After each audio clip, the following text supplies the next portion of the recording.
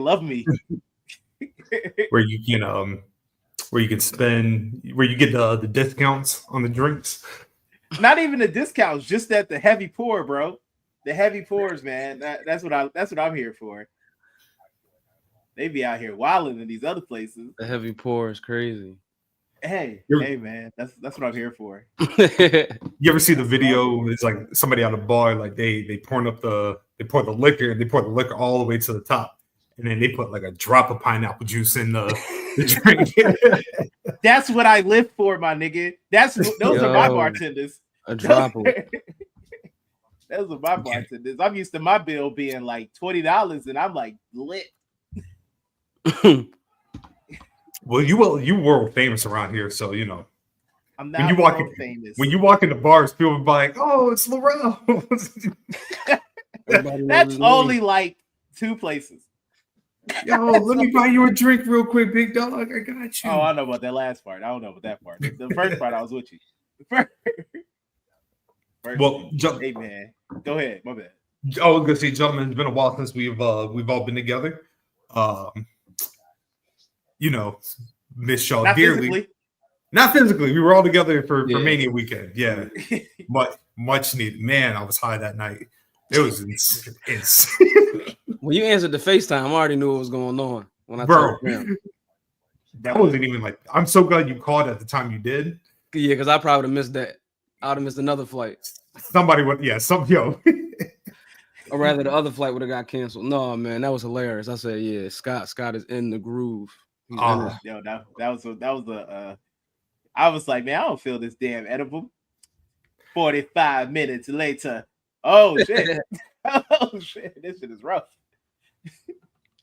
Before I realized it, I was like, oh damn, Mania's over. Yeah. Hey, I just remember I had to take a little nap on the couch real quick, get my energy back, so I get my focus. It was intense, man. It was a intense. Good power joint. But the question of the week, I gave y'all some time to ponder on it, just because personally, I've been in the in the gym working out. So all I've been listening to is Rap City basement freestyles. Them joints have been fueling my runs. So my question for the week is, what is your top 3 Rap City basement performances? Man, I'll just let you know that this was really hard to narrow it down. So I went with my favorites. Number 1, I'll go with number 3. Go with my man Mouse, Joe Button. Oh shit! Look who's here. Oh, look who's coming through the crowd. Look who's coming. Hey. Oh, okay. Hey, sir. I see you. Man. I see you, Coach Prime. That's what's up. Coach Mac, man. What's going on, bro? What's going on, man? What's up, man? It's about to be a one. It's about to be one of them ones. Yeah, man. I just want to say fuck all them NFL teams that passed on my dog, even the Saints. You heard me? You know what I'm saying? This is a peaceful protest. You know what I'm saying? For my dog, man. For Shadur, bro. You gotta say that, man, for Shadur, bro. Y'all wear the same colors. Facts, bro. I thought it was a perfect match, bro. You know what I'm saying? Match made in heaven. He ain't got to change his cleats too much. Matter of fact, you like the ones from last year? Bring them to to the city. But you know what I'm saying? God bless them with a situation. But I mean, I'm happy to be with y'all boys today, man. What's happening? Oh yeah. Welcome, brother. Yeah, definitely been missed, my friend. Definitely been missed. Yes, sir, Steve. But we just answering the question of the week. Your top 3 favorite BET Rap City freestyles. I ain't gonna lie to you, bro. I can't even see what these damn things on. But not in the building. I'm gonna go with y'all. Put it in order. No, just do what you want to do, bro. Yeah, however you want to spin it. All right, so Lil Wayne, when he was with the Cash Money Millionaires, I know I said Hot Boys earlier in pre-production, but I'm gonna say when he had the Wicks And Birdman kept on. He was like, bro, keep on rapping because none of these niggas got it. It was like him. I don't know if y'all remember they had a dude named Cadillac with them.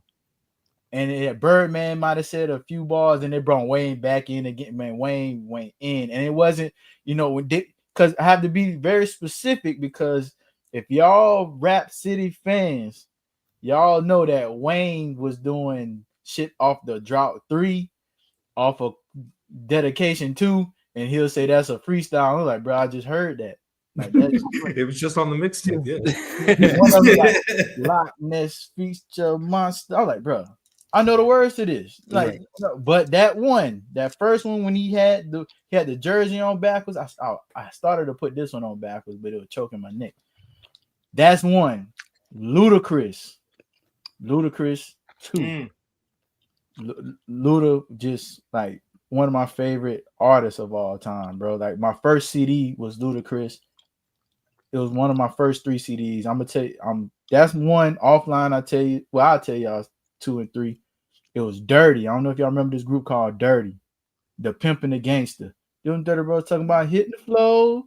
I thought that shit. 9-year-old me thought that song was fire. Yeah. My other first CD, out of that 3-pack, because we got like 3 for $20 from this bootlegger in South Carolina when I used to live out there, was Cisco Unleashed the Dragon. The third one off the freestyle is a tie. I'm gonna have to switch my order. It's gonna be Webby. Webby, my third one, because of what it meant for me as 13, 14-year-old me seeing that. I'm like, damn, bro, like these, like I hear about these boys, like I'm thinking they local, and then you see them on TV, bro. That was just like a big thing for me, you know what I'm saying, being from Louisiana. Honorable mention for me though have to be the Cameron freestyle, bro. Cameron and Jadakiss, because Jadakiss lyrically by far, top 5. No pun intended if you're a Jadakiss fan. But Cameron, that jump was like I was considered corny being where I'm from because I like Dipset. Like that's how regional music was back then. So me being a Dipset fan, it was like, why you like that New York shit, bro? That shit was fire, bro. Then when Wayne aligned himself with them boys, it kind of validated what I was talking about. But that was just a moment, bro. Like I don't even know if that shit was actually fire or not. But him reading the lyrics off the money, acting like he counting it, that was just a moment. That was just a moment for me. But my top 3, Wayne with the jersey backwards, Ludacris, and Webby. Excellent choice. My bad, that was long-winded. Fire choices. Nah, you good, brother. You good, man. You was killing them. But number 3, I'm gonna go. That's tomorrow, baby. I can't wait. Let's see. I'm gonna go with my man Mouse Joe Button when he was going up there for when his first CD dropped. Second, I'm gonna go with my man. I just realized the first 2 is very New Jersey. My man Redman, DOC. You already know how that go. My man, if you can pick whichever one you want to pick. My favorite one is the one when he had the U.S. Army jacket on. That was my personal favorite one by him. And then I gotta go to Philly, bro. That state property joint when it was distant D Block all day. Iconic. You already know what it is. Iconic. Yeah. Yeah, man. Yeah. And I love how especially for Mac, how we focusing on like the regions, because I feel like that's something that we starting to get back to a little bit, a little bit with the Kendrick and a lot of other places. Atlanta is always, that's always gonna be a thing, you know what I mean? But yeah, I think definitely everything that I was gonna say has been stated. But if I could just number mine out, for obvious reasons. Number three, I definitely think we're gonna go with Dipset. You know what I mean? For one, everybody displayed who they was in that particular freestyle. Like everybody had on like the particular jersey, and and Cameron ending it with just, it was very iconic. You dig what I'm saying? So we're gonna do that. Number 2, I'm gonna definitely go Jadakiss. Number 2 when he had the paper towel on, you know what I mean? And number one, for obvious reasons, we definitely gonna go with State Property. I think that like that's probably the most important televised segment that like Philadelphia hip hop has ever had. Because Rap City was such a, you know, I mean, we know why we having this conversation. You know what I mean? And shout out to Scott for this question. You know what I mean? I think that getting into Rap City freestyles at any time to focusing on anything is like key because that archive is just so golden. You dig what I'm saying? Like to just pick up again. But yeah, man, like Rap City, State Property, greatest moment in Philadelphia rap history, bar none. Are they bringing Rap City back? I heard they bringing one of those back. No. Yo, it was like talks, but I don't think it's like a thing. They were trying to bring back Yo MTV raps, I think, for a minute too, but yeah, man. I think they bringing back 106 though for sure. Okay, 106 is definitely coming back. I think like Tosh Net is gonna be the host. Oh, yeah. Oh, wow, that's interesting. Mine is 3-6 Mafia. Okay. Yeah, when they rapped over the T.I. joint. Incredible. And it's because they had all four, but like they had crunch. You know when you're doing something right when Crunchy Black doing a freestyle. Yeah. Definitely the Dipset one, just for obvious reasons, the historical significance, and T.I. the joint where he dissed Ludacris. Yeah. Yeah, Ludacris. Yeah. It sure did, man. And the reason why I love that freestyle too is just because of the exaggerations that Big Tigger was doing. When T.I. was like, "I'll come disturb your peace." Oh God! And it looks like Chaz got one. Yeah. Shout out to my man drunk. Dipset, Bow Wow, Luda, Patti LaBelle. Patti LaBelle did have a Rap City one. I forgot about that. It was there. Well, you don't remember that shit, Chaz? Bro, you not a regular nigga, bro. How you get that shit out of your goddamn brain cells, bro? That is hey, look, man, it's the liquor that got it in his mind. It. Yeah, because he unlocked that shit. Chaz tapped him, man. He said Patty though. You can pull up his comment back up. Bro, what pull was his comment back up? Yeah. Yeah, like he had some Tesla code. What is that? That's cash 0026. like something that Elon must have named his child or something, bro. Damn. Funny as shit. Hey, look, man. Syntax error or something. Right. Look, it's been 12 minutes, man. Let's start the show.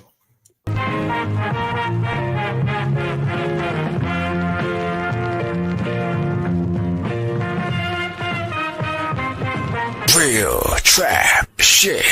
This is the peak of professional wrestling. I love it.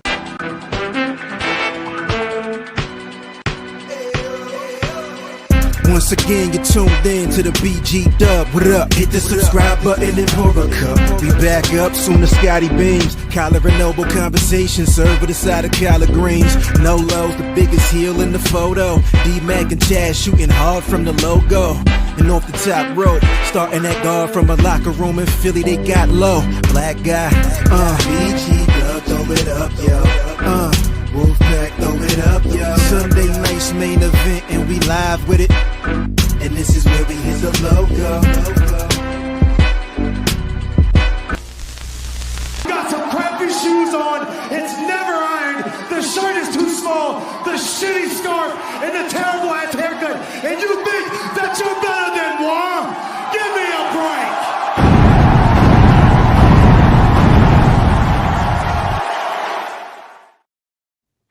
And welcome to the 198th volume of the Black Guy Wrestling Podcast. Man, the 190s is starting to feel like the 160s. Nah, dog. It was what was it? The 120s we was in that bitch forever. Ever. That shit took forever, dog. How everybody doing? We up, man. We here. You know what I mean? Back on a Sunday night, where we should be. Yeah. Oh yeah. Oh, the last time we did this was like a Tuesday, wasn't it? It was. Yeah. Facts. Oh yeah. Big ups, baby. You already know what's going on, man. Big C's. And big hate. We are up, nigga. We are here. We are live. We are up. The brand is healthy. I got also shout out to my man J Rod. Yeah, Rod. man. Shout out to the bro? man. But yes, coming in first, everybody is your boy Scotland Underwood. And coming in second, it's your boy Solo Nolo Green. Well, I guess I come in third. The one that's, you know what I'm saying, sometimes I'm late for the party. You know what I'm saying? The one that always get it started.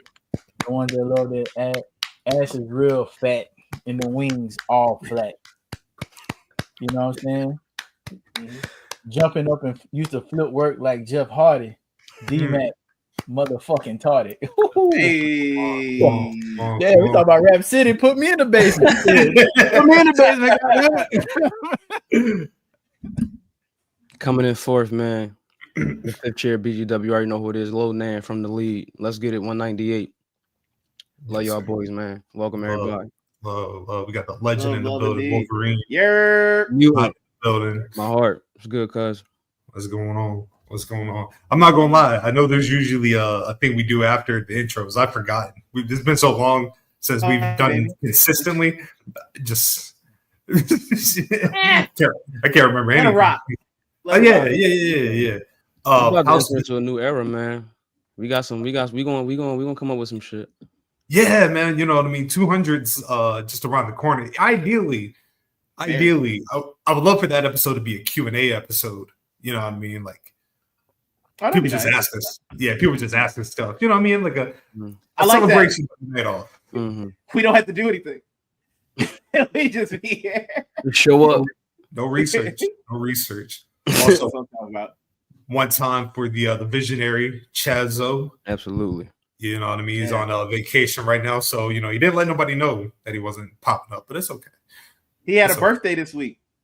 He did have a birthday. You know what I mean? It's a damn shame that, like, just like Nolo, when Nolo doesn't show up, Chaz got to get fired for a little bit. Damn, that's crazy. I got your back, Chaz, though. I'm here for you. For a little Fellow bit. 37 Club. I feel you. You and Chaz are the Strowman and Dakota of the group. That's crazy. Love to Dakota, man. It's King Coda all day. All day. Man, that's wild. Wow. I was listening back to a couple of our old ones when we was just audio only, and I forgot that D-Mac used to be the one that got fired all the time.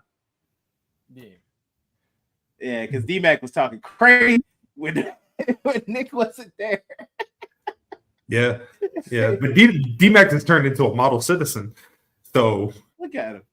You know what I mean? Like D-Mac lets people know, like, yo, I'm not gonna be here. You know what I mean? I do too. Even when I thought I wasn't gonna be here, I was like, all right, I had to show up, man. Been too long. It's all good. Yeah. No. Nobody's pointing fingers. Yeah, nobody's pointing fingers at anybody. No, nobody's pointing fingers at anybody. We here. I'm here, dog. We here, man. We here. But let's get the sad stuff out the way. WWE cuts. Now keep in mind, time of the year, man. It is that time of the year. You know what I mean? Like, we didn't do a show post Mania. It's all good. We can get everything covered in this time frame. But you kind of get that sense. The cuts were coming. You know what I mean? This week started off. They're cutting, photographers. You know what I mean? I know Lorenzo said a couple of his people that he knows were cut.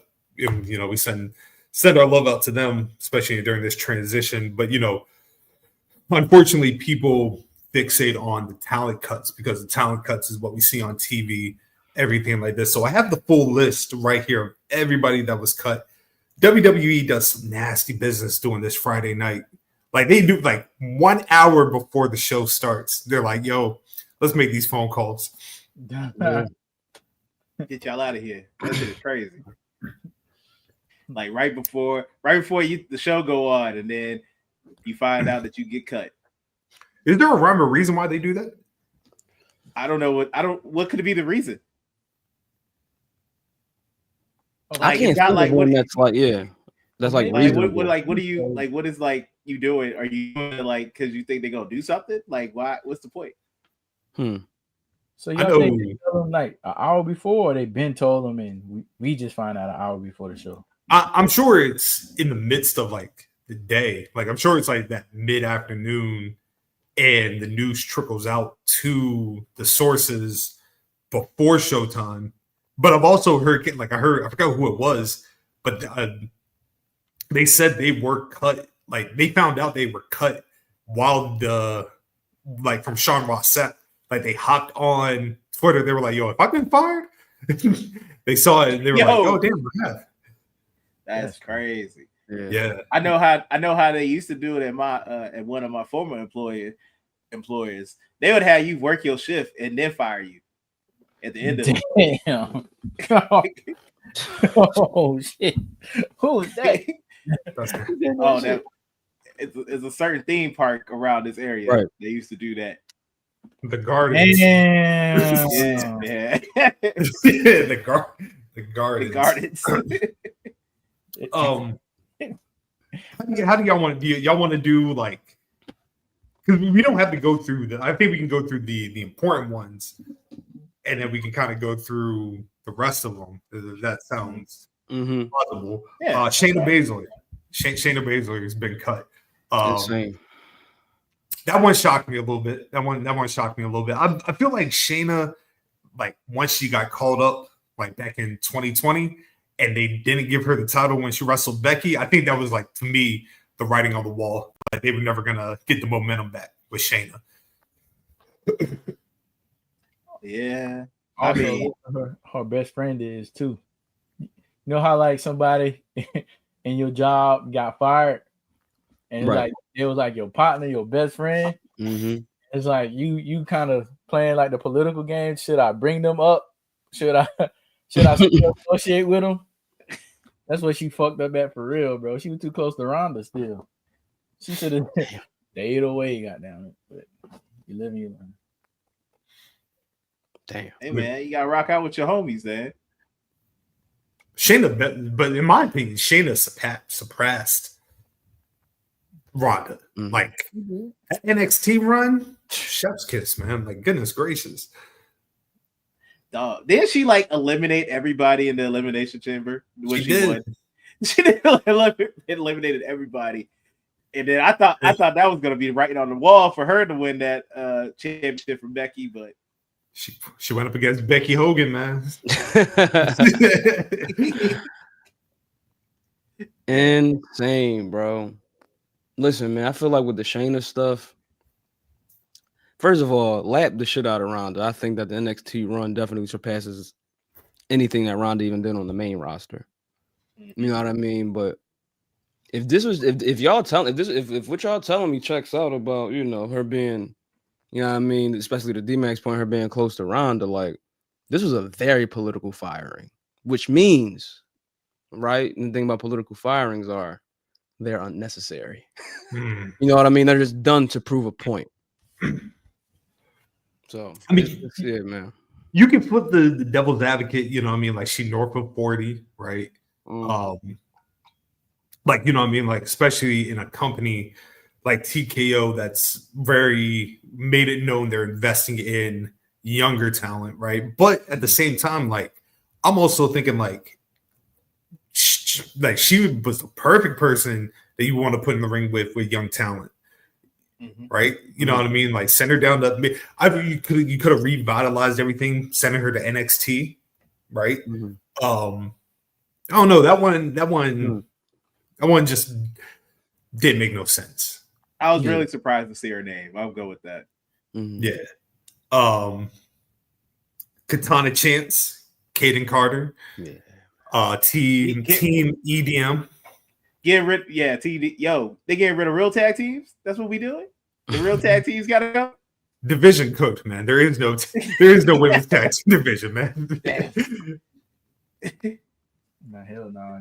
I thought they was so cool, bro. Like they was, you know what I mean, but I still thought they was, you know what I mean, like they was a good plug sometimes on TV because they reminded you of a real tag team. Like it's like okay, like this feels like, you know, like one wasn't necessarily more important than the other, but they both kind of had you know, but they had matching gear. They actually looked like what? A lot of people shitted on them, but you know, we gonna get that.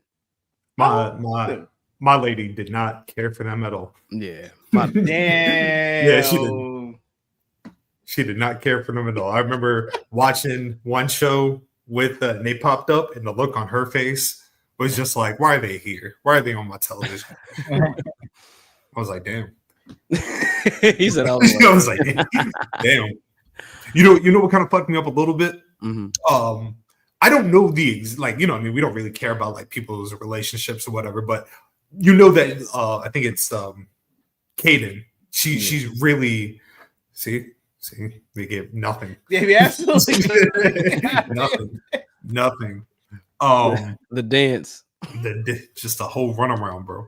But yeah, like I said, I don't know what the context of the relationship is, but I just know that Kaden was real close with Damian Priest. So if you saw SmackDown, right, Damian Priest had like it looked like he had been crying.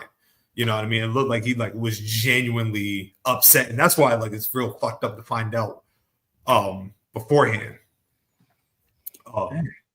But I can definitely see TNA in the especially since that'll be perfect for that because they have a tag team. But ain't that the same company?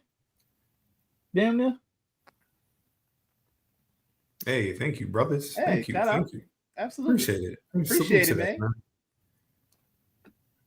The thing with TNA is until like, yes, they're in a partnership, but like Mustafa Ali works for TNA and has no affiliation. You know what I mean? Like, I think it could be a case where like they can go to TNA and I wouldn't even be surprised if a lot of the conversations that took place were like, yo, like, we'll see what we can do to get you to TNA. We'll keep tabs on everything, and then we'll rendezvous when we get back to it. That makes sense. That way they don't deal with the direct competitor. You get what I'm saying? Yeah, that is smart. That would be dope. Watch them go crazy in TNA, and then they come right back. Shoot, send the both of them to Stardom. Let's get some real. That'd be dope. Let's get some real action. Let's get some real action. Let's get some real action. I like that. The violence. Braun Strowman. Yeah. What do we think? What do we think? I didn't expect that. That's one that's kind of like, yo, what the hell? Y'all just put him in two big feuds. You know what I mean? Like one with he did a good job of being somewhat of an enhancement talent, not a jobber, but you know, one of the veteran wrestlers that's putting the newer talent over with what's my guy? The Big Bronson Reed. Also, you know, the big pretty much debut of Jacob Fatu. You know what I mean? Like he put both of them cleanly over, and it was like a back and forth to build it up. But once it was time to give them the rub, he did a great job of selling for them. You get what I mean? So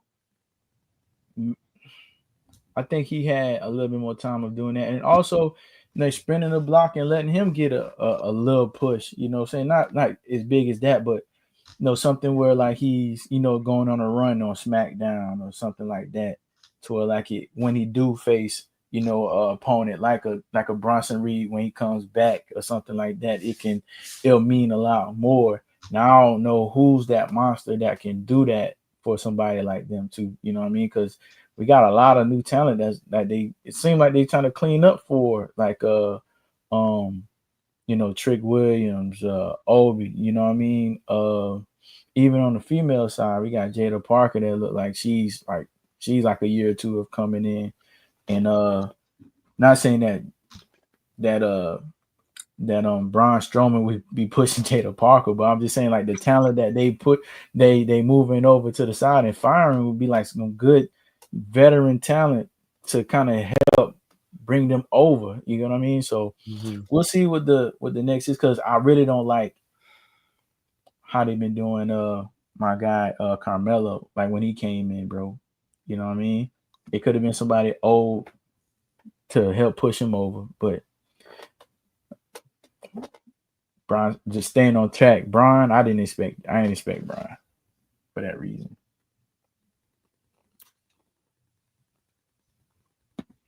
Lorenzo, what do you think, bro? What do you think? This is kind of crazy also, because I think Braun is like tight with a lot of people in the locker room. And sometimes when a certain piece of the locker room like goes away, I think it like it impacts folks, like you just spoke about in the case of Damian and Caden. But yeah, I think that right now, again, like bringing up how TKO is trying to invest more into that younger talent, and also it makes me think about other people that have been released and have come back, which I'll revisit that. We'll revisit that in a few minutes.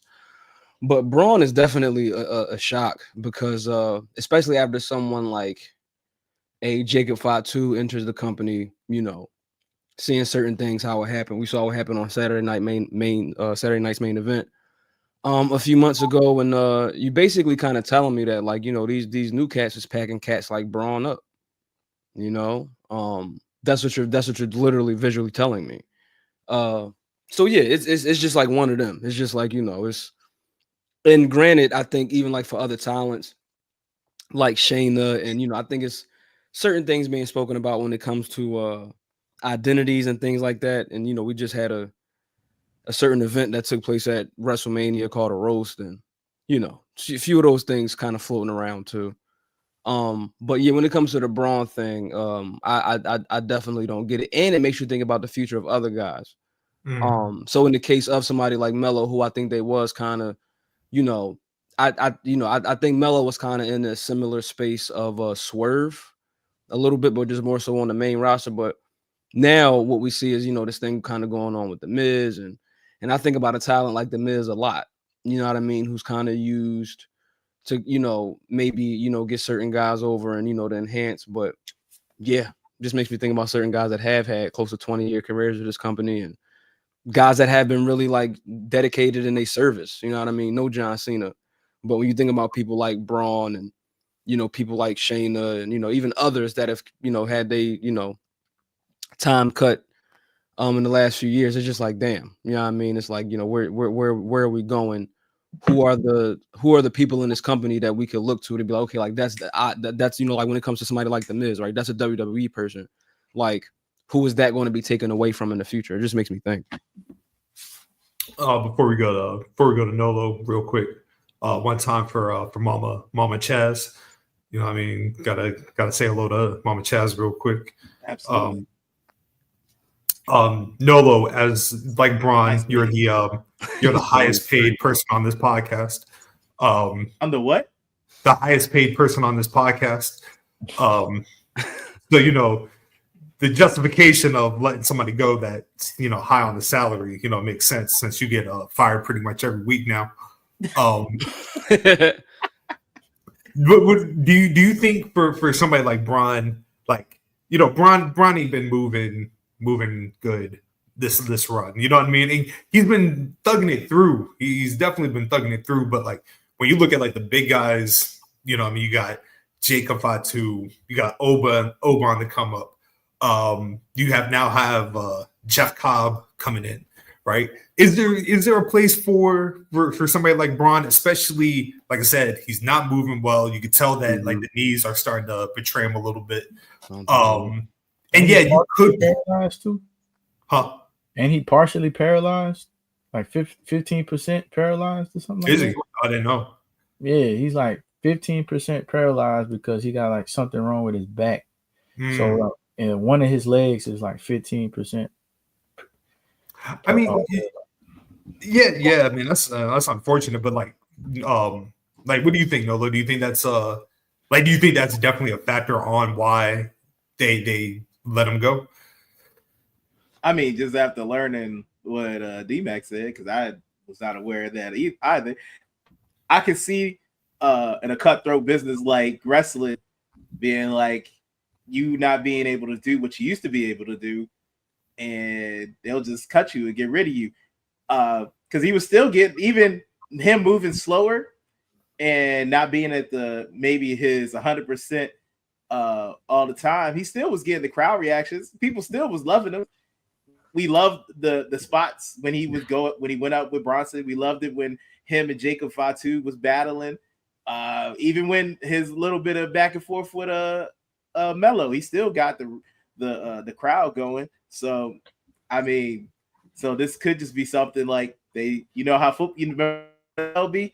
If you can't do anything for me, they just get rid of you. Sadly, it could be just one of those.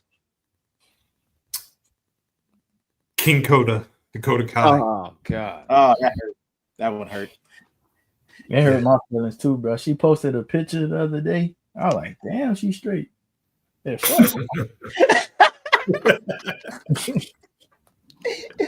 Sadly, I know which one you're talking about. But you know, like she just came out the shower, you know what I'm saying? She had like the curls popping. I was like, okay, Dakota. People be forgetting that Dakota's Samoan. Yeah. yeah. I ain't know. Is she from down there? She was like Mary off of Sinners. I ain't know what the fuck she was. Stop it. Stop it. My bad if you haven't saw it. I have not seen it. No spoilers. But when you do, that's going to damn, what did Loaded Luck said? For y'all who haven't seen it, that's gonna be the hardest bar. All right. But yeah, King Coda, man, like that one sucked. Just because we love King Coda, man. We love Dakota Kai, and everyone loves King Coda. Everyone. Don't know this one. Like I even tried to make sense of it, like from a business standpoint. You know what I mean? But like I couldn't do it. I don't understand how, like, when it comes to like the tag division, and you now have these Intercontinental and United States titles, and you need credible talent in those divisions, especially when they're not in the bigger picture. Mm-hmm. It don't make sense to me, man. Like, to me, I felt like an easy layup would have been Dakota challenging EO for the world title after Mania, right? Yeah. Because you could have easily done just like the post official breakup of Damage Control. Like it was that whole thing where, like, I know a couple of people were like, oh, they're waiting for Kyrie and Asuka. What for what? Like, why do you didn't need to do that, right? And they can always come in whenever they need to, and they're ready. Yeah, man, it makes no sense to me, right? Out of everybody on the list, like, she gonna be booked and busy when that 90 days is up. Like, that's an easy AEW bag, if we're being honest. And I hope she get it because she deserves it. Nah, she gonna get that show. Yeah, that's gonna be fire. Dakota and Mercedes, Dakota and Tony Storm, Jamie Hayter. Shoot, Dakota. Look, can you imagine Dakota? That's the one right there. Which one? Jamie Hayter and Dakota. Yeah, bro. Come on. The other ones is, but like that's the freshest to me. Yeah, I mean, just right now. Oh, Dakota and DPW gonna move mountains. That shit gonna be legendary. If you know, you know. Yeah. Great wrestling. Yeah. Still, we need to make a point to go to a DPW show. I mean, we've been to North Carolina a few times now, man. We can make it. Yeah. But I mean, any other thoughts on Dakota? Like anybody's thoughts? Like, my biggest, like you said, like, you have 2 new mid-card titles. Why don't you need mid-carders to slide into those positions to go do such things? Like, I feel like Dakota was perfect for either one of the titles that you have, the United States title or the Intercontinental title.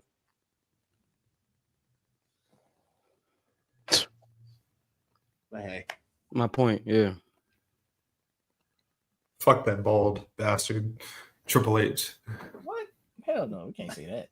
Absolutely, I'm gonna say it. we can't say that. Absolutely, I'm gonna say it. Why can't we? Bro, he's been cooking since he had. Oh nah, he on a downward trajectory. That man we ain't gonna agree with everything he do, but shit, overall, he's doing a great job.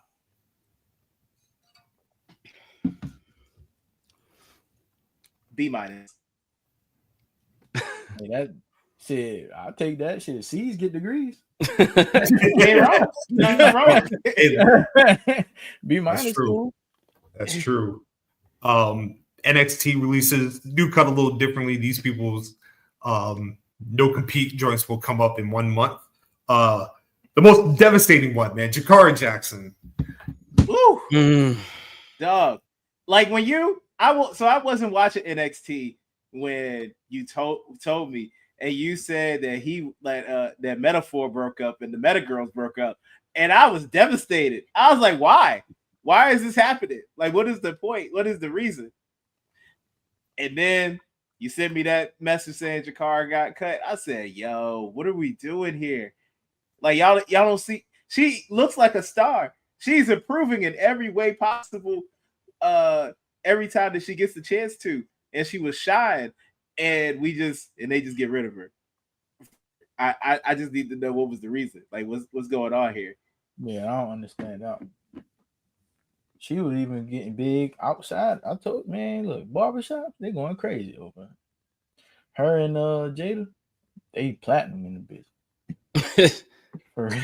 They love that's my other group chat, but they love her. They love her and Jada. So I don't understand why. Like she looks like money.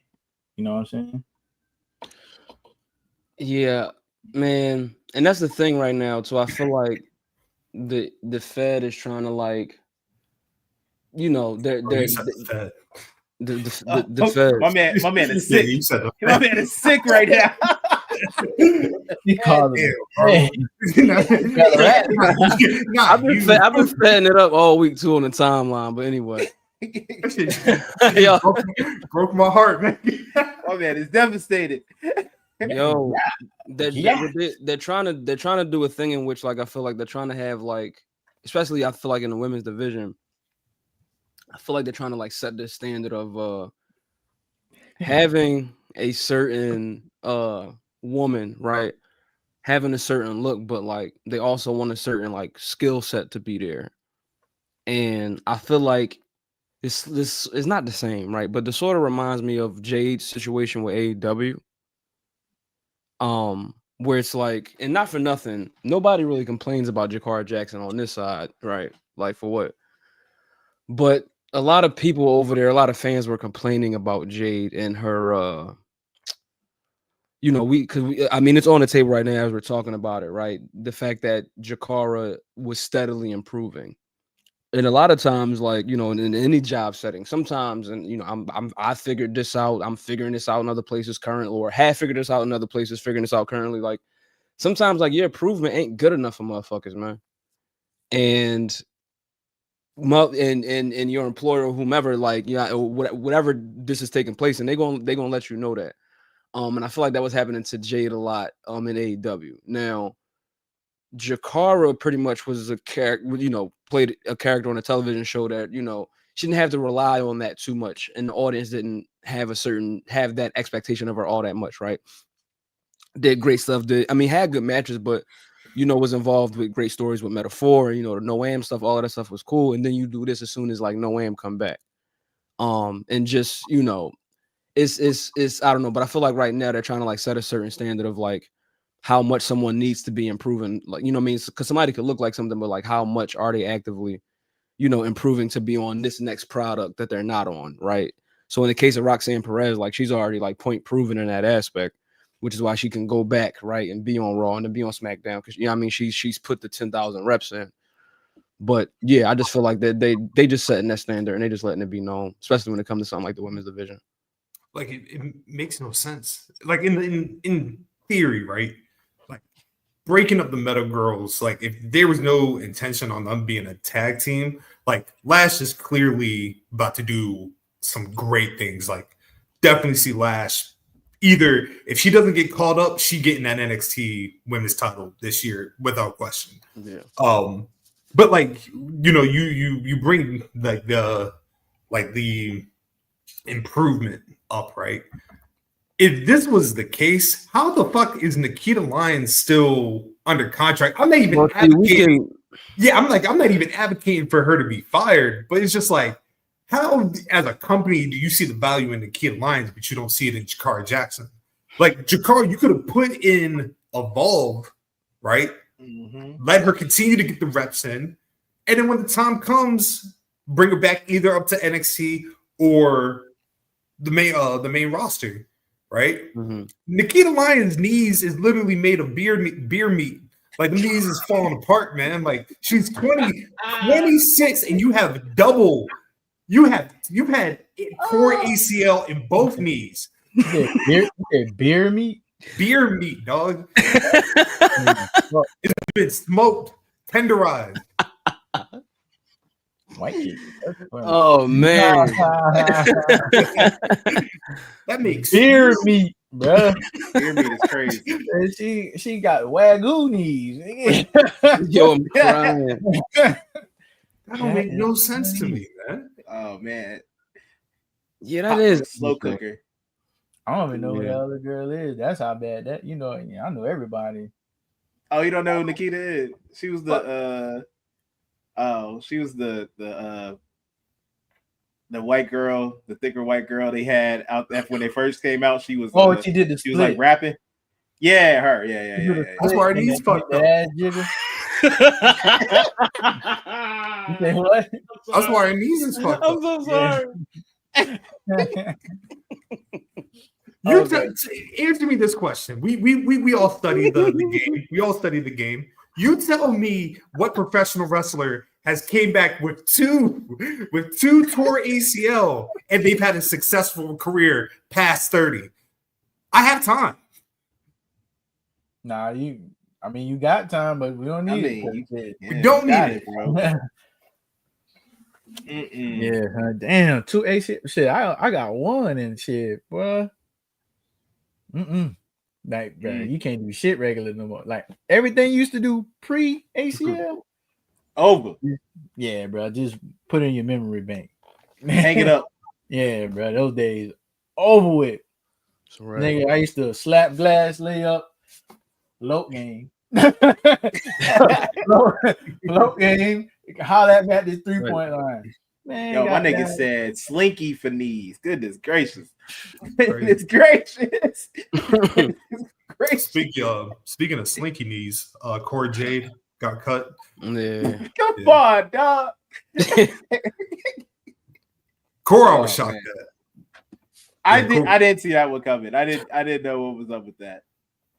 Yo, Vince was crazy. I know. I think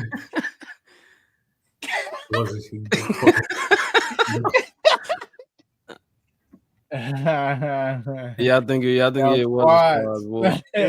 Hey, think of it like this: the McMahon family, like they got a real bad history with quad injuries, man. Vince, Shane, son-in-law, like that's a fact. Yo, dog, they be happening at Big Fours too. That shit crazy. That shit. Yeah, Cora. Like, I just assumed Cora was gonna be. Like, I thought they saw bigger things in Cora, but I can see Cora being one of those, like, she goes on the indies, goes back to being Elena Black, doing what she needs to do. I can see, mind you, she's 24. I can see Cora coming back 3-4 years tops. Mm-hmm. Yeah, she got enough. Her window. Wait till Punk get the pen. Oh man! Yeah, wait till Punk get the pen. Wait till Punk get the pen. First thing he do is side in her back. Yep. Yeah. First order of business, first day. Oh yeah. Man. I'm still upset, man. I wonder how that conversation is going currently. Like, what is the text thread like between Cora and Phil?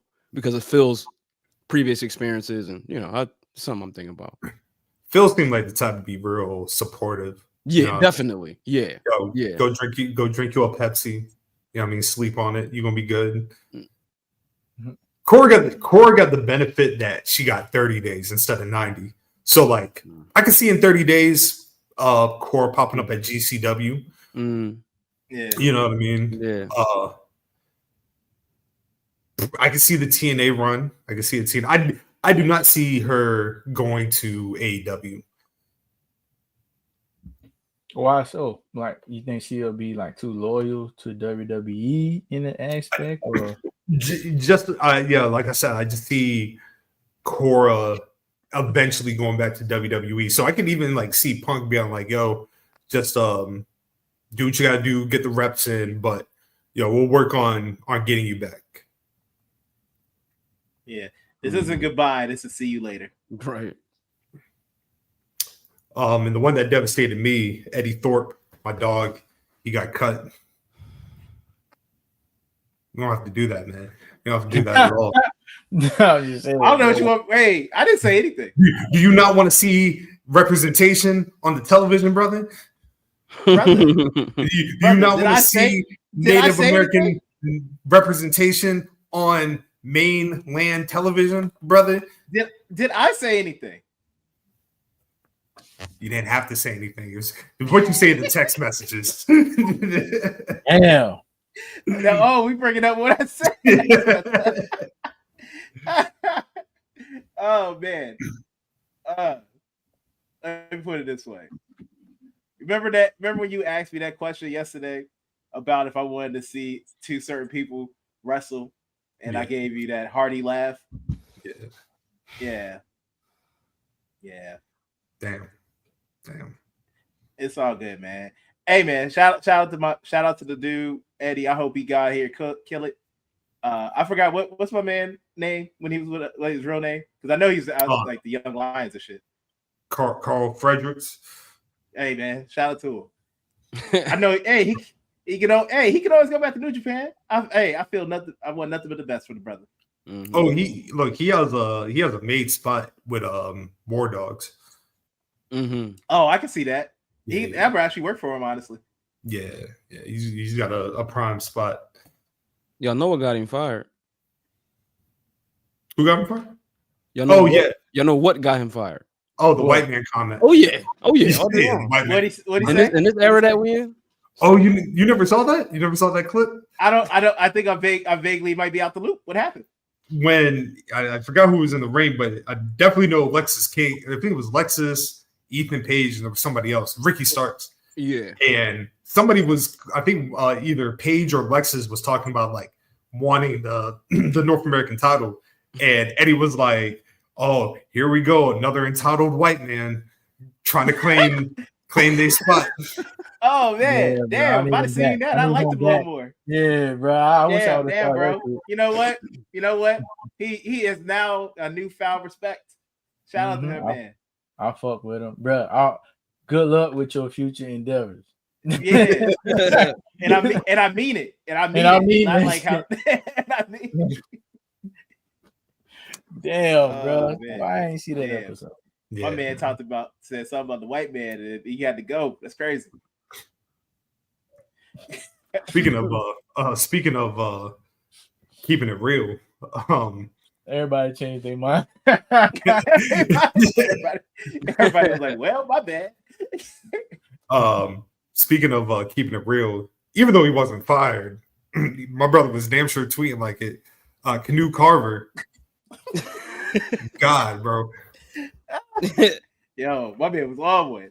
Hey, look, I ended up deleting that tweet because I was getting real mad.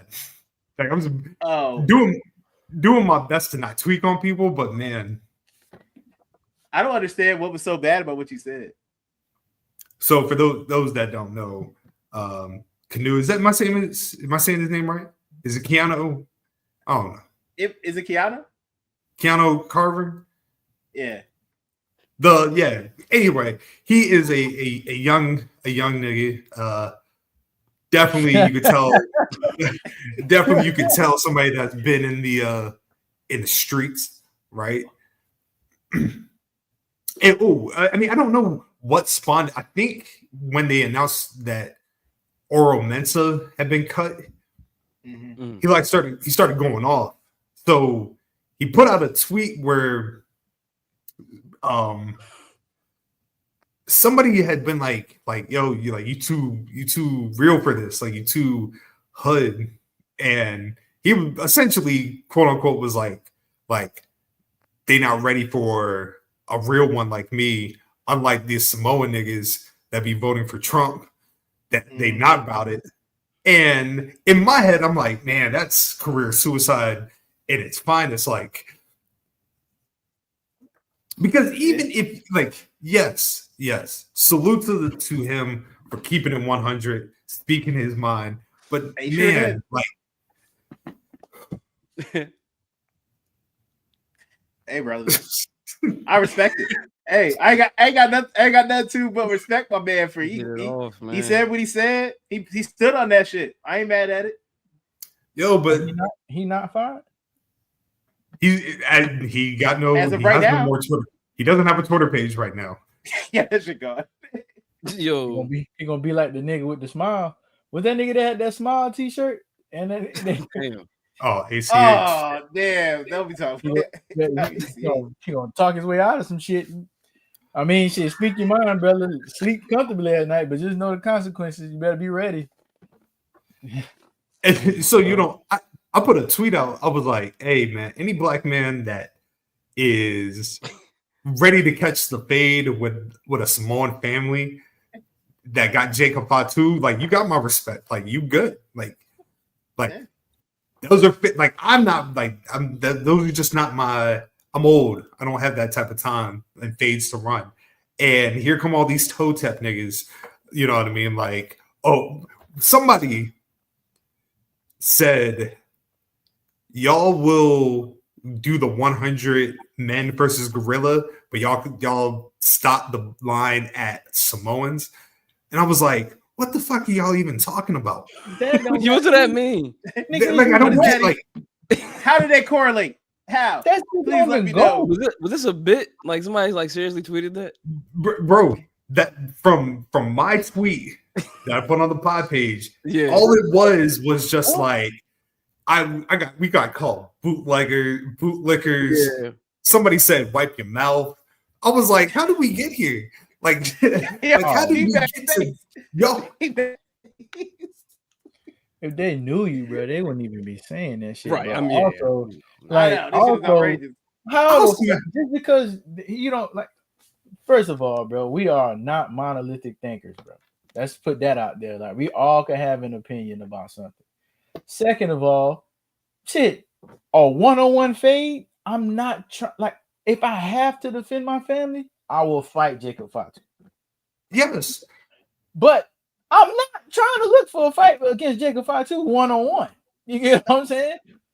That's all you were saying. So how the fuck the gorilla? You could have been the dude. Carver could have said that shit about anybody. Mm-hmm. You're not only challenging a family, right? You're challenging a family that probably has the most power in WWE, right? Like, we're not talking about the Harts, right? We're not talking about the Von Erichs, right? We're talking about the Ananoe family, right? All them niggas do is wrestle, football, jail, in that order. That's what they do. Hey, man, you ain't wrong. Listen, and couple of them caught fate, man. Look, is Ming part of them? Ming part of them, right? They squatted up. He cool with the family, right? So even add that to factor. You now step into Samoans and Tongans, right? So no, I'm just saying, like, to me, bring your Jacob reminds me of the modern day Ming. The way, like, his whole, like, they said, like, Ming tried to bite a nigga tongue out his mouth or some shit like that back. You know how them folks tells it. I don't know if y'all never heard of that before. Yeah, like Ming tried to bite somebody's tongue out of their mouth, bro. So look at Jacob, bro. Jacob look like he. I don't know who his affiliation, but I know he part of some group that wears red. You know what I'm saying? He wears a lot of red. You get what I'm saying? So act like he's the modern day that. Just on a one-on-one aspect. Now to bring up, okay, they big cousin, pretty much the Hulk Hogan of this shit. That can. So this man he's doing something honorable, like far as going against the grain, you know, to speak his mind and his truth. But at the same time, I'm still trying to figure out what the gorilla got to do with anything. Nothing. Absolutely nothing.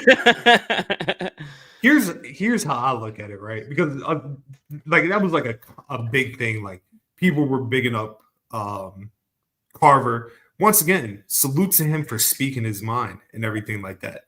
Mm-hmm. But like when people do this thing in the wrestling community where it's all fingers, you know what I mean? Like it's easy to type that, yeah, you know what I mean? Like it's good to see somebody speaking up on just because you don't know how to speak up. You let people, I'm pretty sure the people that be tweeting let their bosses tell them what to do every single day. Mm-hmm. Was there a conversation that probably had with Carver? Yes. Mm-hmm. Definitely. I'm sure somebody was like, hey man, you should probably he deleted the tweet. So clearly somebody was like, hey, you should probably he said he got no Twitter no more, right? He does not have a Twitter no more. Well, hey, you know what it is. You know what it is. You're probably not gonna have a job. Yeah, I think it's probably right. His release probably not even going to be it's probably not even going to be worth announcing for the company. Now, I'm not saying that, you know what I mean? But based on all of that, hey man. I'm saying, bro. Yeah, I'm just shout out to them, bro. Shout out my man Mike's backstage brawl. Oh, the good brother Jonathan Watson. What's going on, fam? What's going on? What's up? Yeah. The other people that got released, not really of significance. Gallus, sure. You know what I mean? I don't know who else. GG got released too.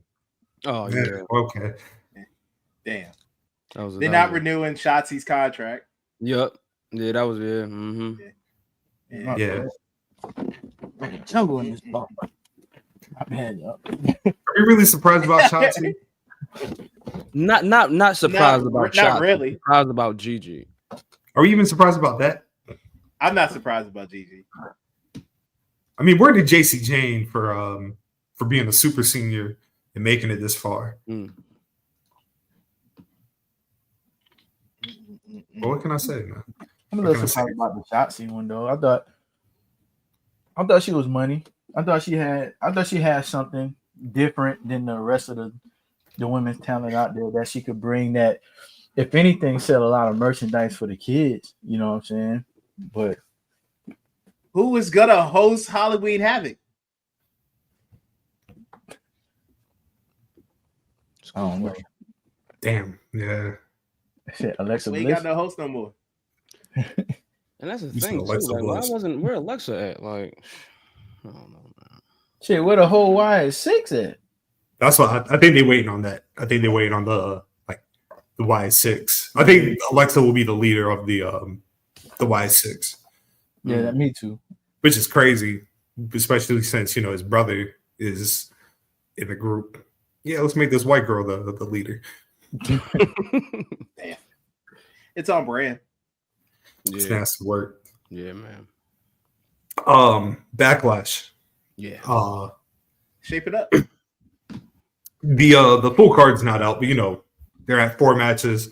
They'll probably announce one. We do our prediction. Who's the predictions champion right now?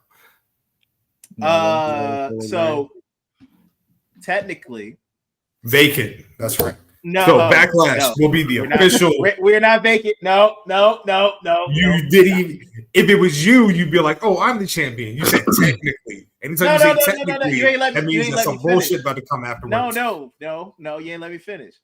I'm about to say technically, I'm still the champion. See, but I was gonna. You see, you ain't let me finish. See, if you let me finish, I'd have told you what the deal was.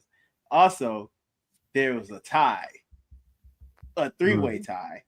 So that's why I was like, oh, okay, cool. And I was just like, well, fuck it, we'll just do it for Backlash then. You know, that's a good point. This is a good point. No, I won. I'm the champion. Hold on. More importantly, why are you withholding information that it was a tie? Why are we just now finding out it's a tie? Yeah, bro, this is news to me. Thanks, Backstage, bro. Well, let's go with this. First of all, Mac didn't even pick because he won't hear. Secondly, I don't know. My bad. I did. You know what? I'm sorry. An executive decision has been made. You've been stripped of the BGW championship. You know what's crazy though? I did pick. I thought I pressed the send button, but I was in Louisiana drinking daiquiris, so I forgot all about that time. shit. I feel you, brother. Eating crawfish, drinking Dax. So the BGW title has been vacated. Hey, that's fine. That's cool. Yeah. And when I win it again, just know I will be insufferable. You just know are not allowed to predict. That's the rule. Fuck you. No. That's not what we doing here. out here making up just crazy rules. You see how I feel, bro. D-Mac, you gonna defend your title against these niggas for AAA tomorrow. Triple H. Like, goddamn. I don't understand what they saying, bro. You got me defending my title against this shit, bro. Of course I'm gonna pick Hoopin' Tube. That's the only motherfucker I know. Yeah. That's like the only time me and Scotland like were aligned in our efforts. Boy, that shit was hell. Like, yo, we gotta get this title on D-Mac right now. Shit gotta stop. I putting belt that, and I still was winning. That was the crazy part about it. I was still putting belt to ass. I'm picking winning off of TNA pay-per-views, man. It was sick. And I damn sure didn't even have axes. I ain't had that. Take a full guess. But yes, the title will be officially up for grabs for Backlash. As of right now, there's only 4 matches. Mm-hmm. So, just a quick look at everything, and then, we'll do our predictions later on in the week.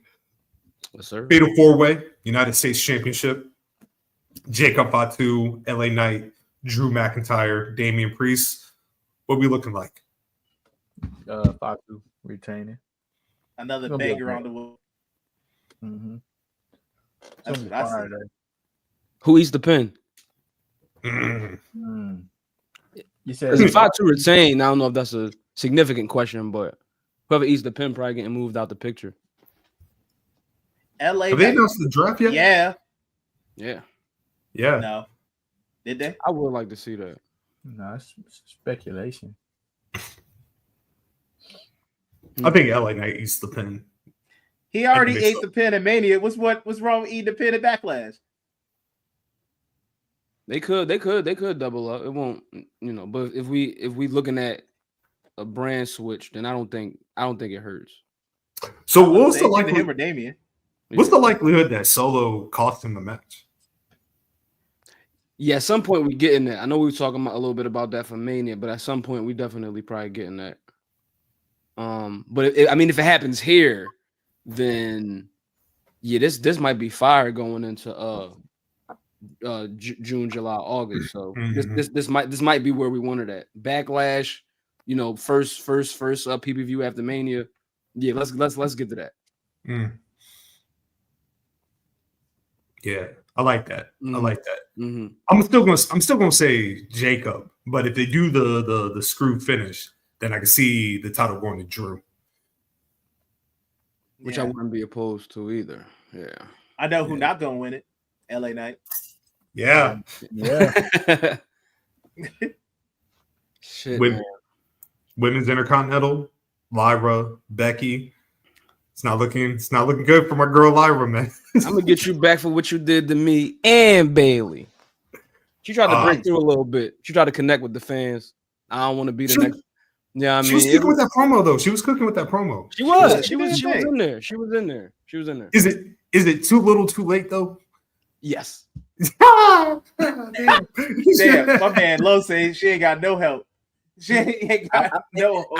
I was so the reason why I'm saying it like that because I was literally thinking that as I was watching. I'm like, yeah, this was cool. This is fire, but this is good, but it's not. We saw the verses. We saw what Kiss said. Not enough. Yeah, it's but like it was enough. It was great. It was a great promo, but I'm not in Gorilla, so yeah. I mean, just is that where that 100 versus Gorilla came from?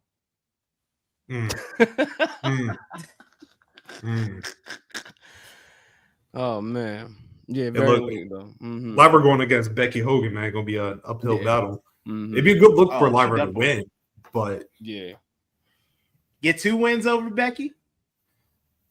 You think she gonna let that happen again? I don't know. Bailey get involved? That's what I was thinking. Yeah. We spinning the block. Do we really want to see the Becky Bailey Intercontinental title like in that? Like I feel like a triple threat got to happen. Like I don't want if Lyra loses, I don't want Lyra to fall into like the backside of the feud. You know what I mean? Like I feel like there's money in keeping it up. Which I can definitely see on SmackDown. I mean, on Monday, see that's the thing. On Mondays, it's like it's different because like you getting that bigger, like I mean, it's on Netflix and everything. Yeah, Lyra is in an interesting spot here on Raw. But yeah, I would like to see that. Let's I don't know. Let's have Bailey come out, say some shit. Yeah, I mean, give some credence to Lyra. Yeah, I mean that could keep it up. What do you think about this question? Okay. Why do y'all think they turned Becky heel this time? And is it really needed? My initial thought was I thought she was gonna be part of that group with her husband. Yeah. But I mean, if you look at the ratio of like heel face like women part, I think it's needed because there's not a lot of big name heels in the women's division right now. And also probably off of the reaction Charlotte got. And even though the Charlotte was kind of like a forced heel run, like nobody really fucking with her, they probably got scared. It was like, hey, look, we just gonna turn you heel right now. You know what I'm saying? We're gonna alleviate all that bullshit. We're gonna get straight to it. You know what I'm saying? That's just a guess because the reaction she got, like she got all love when she came back, but she did turn heel. So I mean, if I had to guess, it's probably that. But to answer your question, I think it's needed. I think it's needed as far as like the ratio, balance it out. I like what somebody or someone new may show up. I like what we did there. I like that. I like that. I like that. that. Was nice. Okay. Miss Mariah, she not on the promotional poster on Max for Collision. I was like, oh yeah, she out of there. Oh, she's gone. Yeah, she gone, man. She's gone. Her time is up. Her time is down. I see you.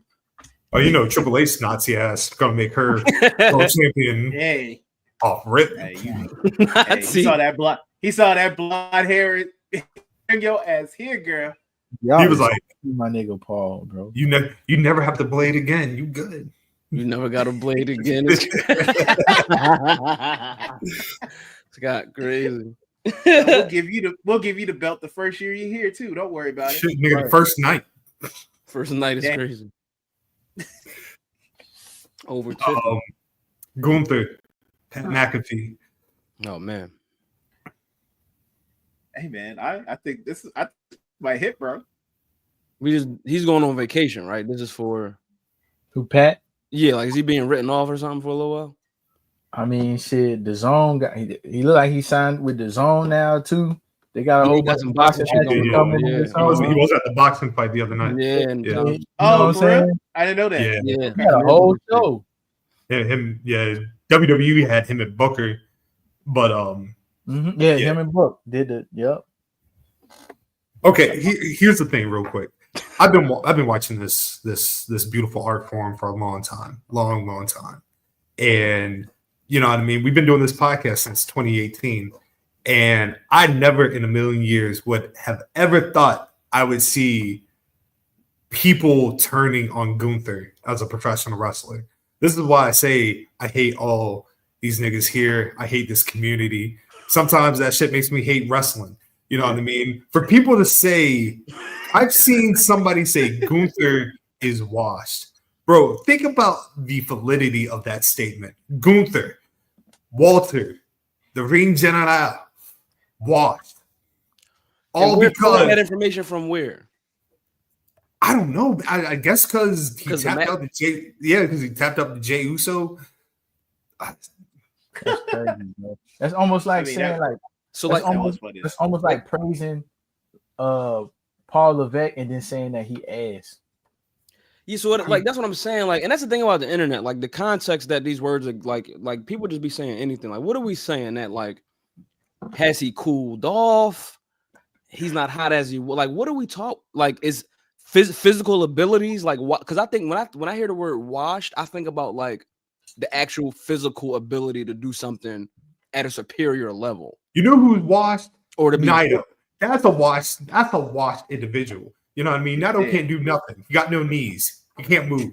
You know what I mean? Absolutely. That's washed. Right. So I just don't know. You know what I mean? I just don't know what we mean. Ability to be booked in a certain way. What are we talking about on a daily basis? Brother. The best tweet I've seen all month is when somebody was like, man, you know what I mean? It's like it's always the demon. Like man, my man Nakamura, man, like I missed. They fumbled this demon, right? And somebody was like, "Oh, you mean you wanted Nakamura to be the star of a major promotion and held multiple world titles? It was in multiple feuds, had incredible matches. Yeah, he been done that. Mm-hmm. He did. Gunther in this. You know what Gunther's in right now? Gunther's in his money making phase, right? Mm-hmm. Yeah, that man has a wife. He has a baby. Yo, bro, sometimes like this side quest season, bro. Let Gunther cook, bro. This is about to be one of the, even though it's with Pat McAfee, but it's with Pat McAfee, bro. You know that's gonna be big. Like soon as they have, because you know ESPN is gonna push it. You know what I mean? You know, other media sites is going to see that, yeah, and push that. It was like, yo, Pat McAfee got to fight with this person, and they're going to interview him more. And then what he's been doing on the mic has been great, bro. Like he is his wrestling skills is by far superior, bro. But what he's been doing on the mic to be a holistic superstar has been, like, he's made a big jump from the years before, and he's showing the grind, you know, even like his fitness, his mat wrestling, and now the mic skills, and now this. Yeah. He's showing the opposite of what you've been saying about what people have been saying about him, like he's washed. He's actually getting better, bro. And to take a L, like, bro, you can't. This is wrestling, bro. Like, you're not gonna be Floyd Mayweather in wrestling, bro. Like, even in boxing, you can't be Floyd Mayweather. You gotta take a L some type of way, bro, and then bounce back from it. So that's just adding to the story of Gunther. And I think this is a phenomenal run, like in wrestling history, bro. Mm-hmm. Absolutely. And say what you want about Pat. You know, like one thing Pat not gonna do. Like, I feel like Pat not gonna disrespect the business. Pat gonna go in there and take this shit seriously, right? And so if they're doing it the way that I think they're gonna do it, this is gonna make Gunther look like a straight killer. You know what I mean? Like, especially if Pat needs to be written off, the best person to do that is an angry, violent Gunther. You know what I mean? Like, it's gonna be a good match. It's gonna be a good match. I like Pat McAfee, Adam Cole. I remember that joint, like the War Games joints, still a banger. You know what I mean? Mm-hmm. Shoot, I hope Gunther chokes everybody out. I hope he chokes Michael Cole. I hope he chokes Pierce out. I hope he chokes. You know what I mean? Like, I hope he the chokes Pat out McAfee host. Crew. Yeah. Everybody. That segment was fire though. I'm sorry. That was Oh, hard. No, it was great. When he That put was hard. he had Yeah, his man. hands, he had Michael Cole in the choke, and then my man Pat came through and saved him. And he thought So a little bit to Mac's choked point, out. man. I'm just a little bit to Mac's point. Like that boy Paul, man, he don't he don't write bad television. If he's an executive producer, he don't write bad TV. Now, however, as a like booking decisions and long-term booking, questionable, talent retention, questionable. Well, let's see what happens when Phil get the pin. But it's just, last couple of weeks Raw and SmackDown, I ain't been too mad at. You know what I give him really credit for? Mm-hmm. When it comes to bras, them boys be cooking. The bras they be top notch. So I can't get mad at that. Yeah. And to touch on the last comment that just popped up on the screen about Cole. Cole is on, like, he's having a Roman Reigns-esque type run right now, as far as commentating. Like the way like he got serious, and bringing it up, like he's like, I came here to be an unbiased person when he was talking about Cena. And like even though me and Cena is like this, I came here just to be unbiased, and just give my, like, bro, he has been on like top tier level commentary tour. Like I think I seen a post where they was just shitting on the commentary group with Pat and Cole because they was comparing it to like Max Striker and somebody, I forgot the dude that was with him, and obviously JR and King. And they was like, they voted Pat and Cole last, but I'm like, hold up, now they may be getting up there in the rankings as far as a commentary tandem, bro. And then we're like, what are they doing now, bro? Brilliant, bro, brilliant. Cole and Pat, they definitely they bitched out top 5, right? What I mean. And what Pat is bringing to a lot of people, take and give to WWE, you know what I'm saying? But what Pat has brought to the whole company, bro, and just to think about it, bro, he was on the brink of being fired when he first started for wearing shorts. By Michael Cole. Like Michael Cole early on. You know what I'm saying? But they saw the vision in him, and like he's bringing it, bro. Like he is definitely bringing it. Did you see the tears in Michael Cole, the concern in Michael Cole after Pat got choked out? Yeah. Yo, look at that. My boy was acting his ass off right there, man. And it was his fault. It was his fault. Then he went back there talking to Scrap Daddy, talking about, yo, man, why can't Stephen A. Smith don't get beat up for talking about LeBron? Like, what are we? I was like, oh, talk your shit, Cole.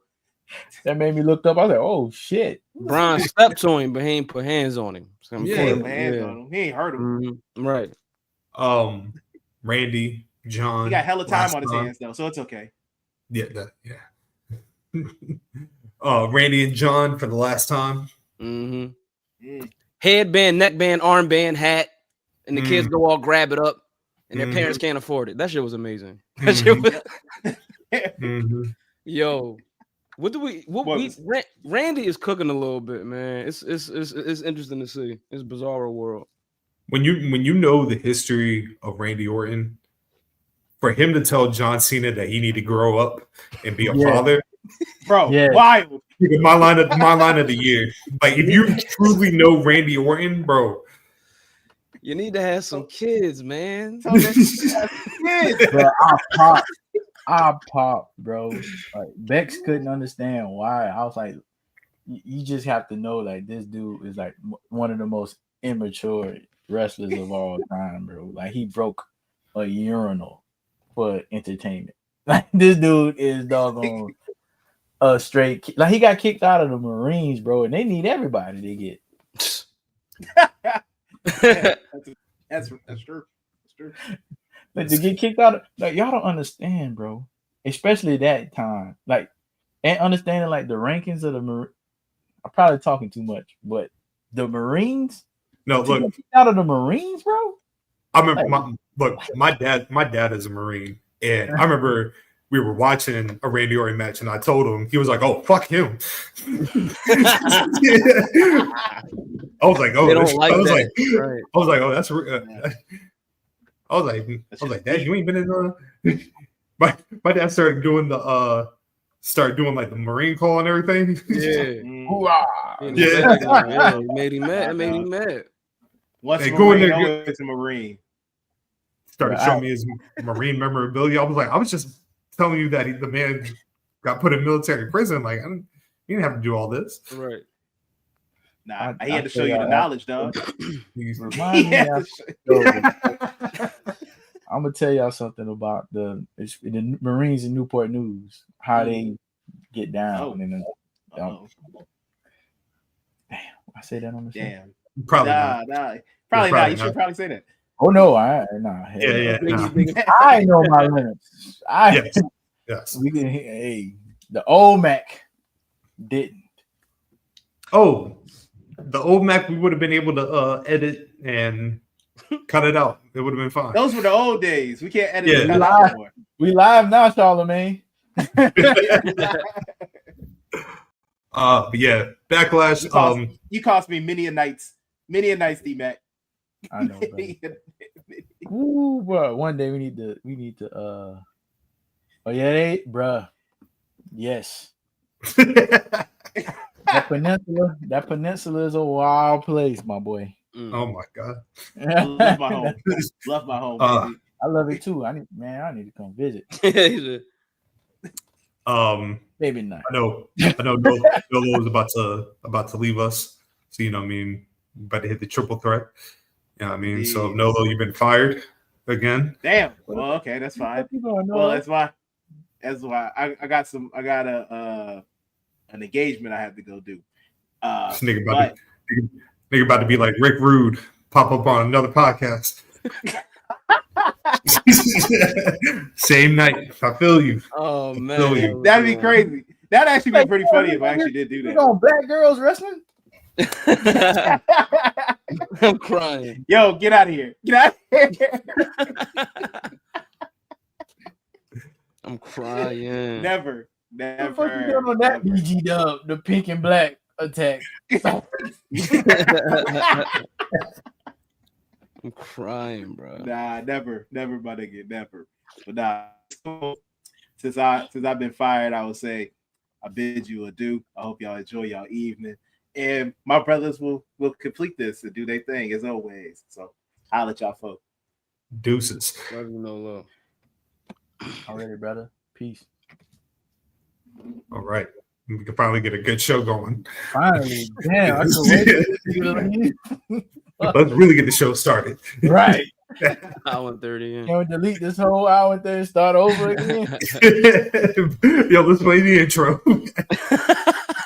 Run the new intro without no.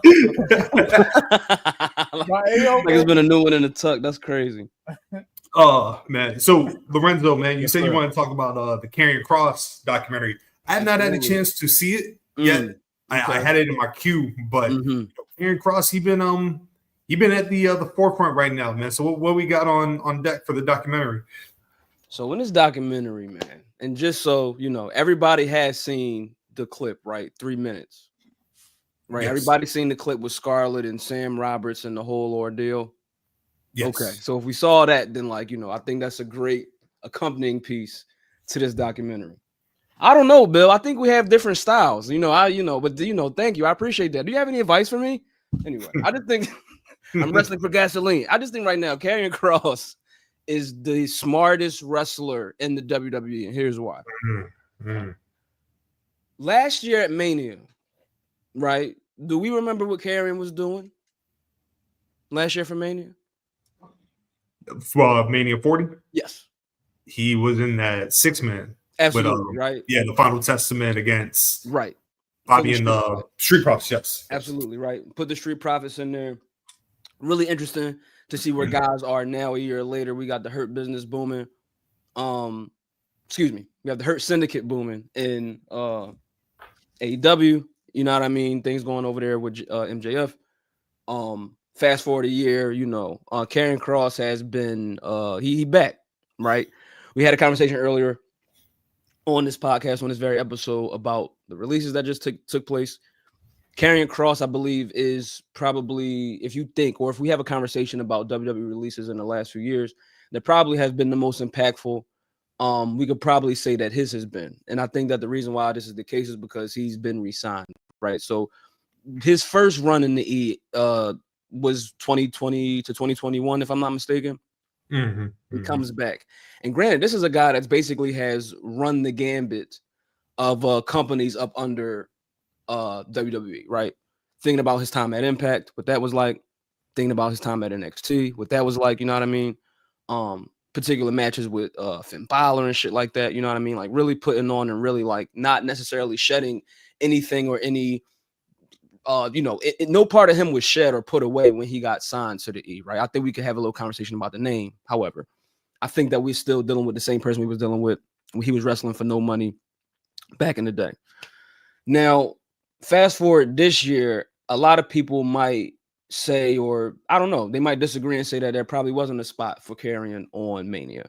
And I think in that clip with Sam Roberts, he made a case that there could have been a program with him and AJ, which I believe could have been that, that could have been something too. We got that match on Monday Night Raw.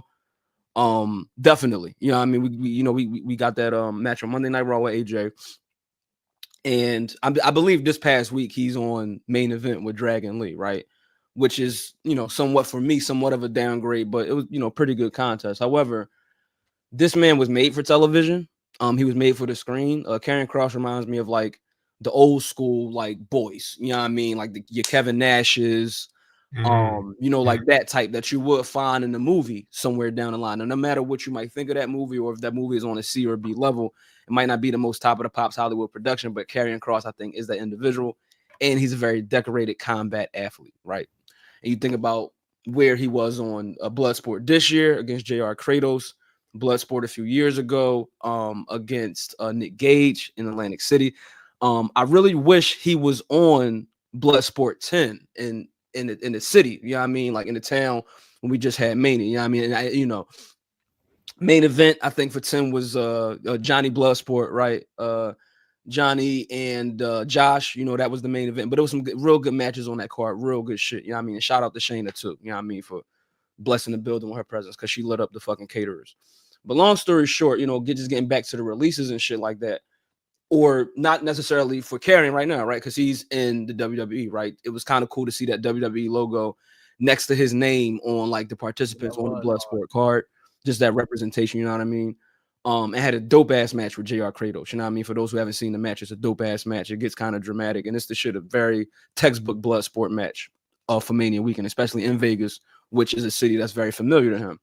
Now, him putting out this documentary, I believe, is a really smart move because these are the things that changes. And I mean, people are with Karrion right now, right? We already know what's going on, but this documentary being put out in the way that it was, the way that it was edited, the particular fans you're going to see him interact with, they're not going to be your average wrestling fans, right? And I don't want to spoil it too much, but like they're not going to be like your white males, you know what I mean? That's like watching every spot, right? The people who he decided to interact with and then like showing us these conversations, these certain, and it's minimal, right? But I believe it's very impactful. He has another conversation with a long time friend of his, Remy Marcel, another, decorated combat athlete and professional wrestler. They have a very in-depth conversation. And for me, this was one of the most reality-based documentaries I think I've seen when it comes to like a profile on a single wrestler in a really long time. I think we've mentioned other things like the wrestlers and different things here. Dark Side of the Ring is currently in season, which is producing some, pretty good episodes, right? I think they've done better, but I think that, pretty good episodes this year. But this Karrion Kross documentary is really like, this was a very smart thing for him to do because now he gets to reach more people who may not even like know that like he was probably even signed back to the WWE or even like, still involved like with the company in like any type of way. So I really need all wrestling fans and just combat sports fans in general to go watch this documentary. It's about like very under an hour, about 48 minutes. But I believe it sums up not only what he went through in about a year from like Mania to Mania, but just everything that was going on in his mind back in his hometown, not getting to be on the Mania card, but with certain folks being able to, get that call and be on the show, and him expressing how he feels about that. And I think that for Karrion himself, like, he knows he's not no slouch, right? And we're going to see that in that conversation with Remy. But there are those moments of what the fuck is going on? Who am I, right? But at the end of the day, like, he's still going to be Karrion Kross. And I really appreciated the fact that he was saying that, like, it's still Killer. Killer is one thing I will spoil, you know what I mean? Like, is that he was saying that, Killer is still like buried deep down inside of me. And like, I don't know if folks really want him to come back out yet, but if he do come back out, like, it's a wrap. You know what I mean? But my question to y'all, real quick, based on the 3 minutes, based on that little clip with Sam Roberts, and I might be a dork for asking this question. I know how I feel about it, right? If Karrion were to see this, he probably would think I'm a dork for asking this question. I'm there. Listen, I believe the guy. I'm in that clip. How real did that feel to y'all? Was that something that was based in reality? Was it a shoot? How do y'all feel about that clip? Talking about him and Sam Roberts in the doc? To be honest, I didn't watch past the hospital scene when he said he was going to cryo after he went to the hospital. Got you. I was just busy. I'm just busy at the time. I'm planning on finishing it because not the doc though. Not the doc, because they definitely include the clip in there. Not the doc itself, but the clip where because before it was post Mania. Yeah, you talking about the one where like he like went off. Like, yes, they include that in the documentary because we get that first, and then we get the documentary. Yeah, but like if y'all saw the clip, like what did y'all think of that? I didn't see it. Okay. So Karrion prior to that, right before that clip, like I would been slowly applauding Karrion because, like I said, he was doing the vignettes by himself, putting it on X. You know what I mean? Like you're seeing the creativity, right? Which I feel like a lot of superstars don't do enough. Like they don't do it often. So, you know what I mean? Like if you're not going to be showcased on television, we have this platform that you can use, right?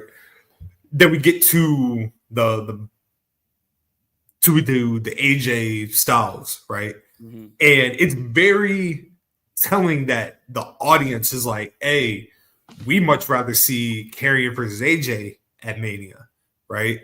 Then you do the Andre the Giant Battle Royal and Karrion gets popped and the crowd is booing that he gets eliminated, right? And then we're at Mania and the crowd pops to him being there. So now we're at the Sam Roberts sit down. And I feel that's the most authentic we have ever seen Karrion Kross come across on WWE programming, right? Mm-hmm. Because I genuinely believe what he said. Yeah, he may have had to been like, hey, this is what I'm going to say. I genuinely believe that's how he feels. You know what I mean? I very much root a lot of things about a talent, how they view professional wrestling and how they perceive it. Some people are just content with just getting a check.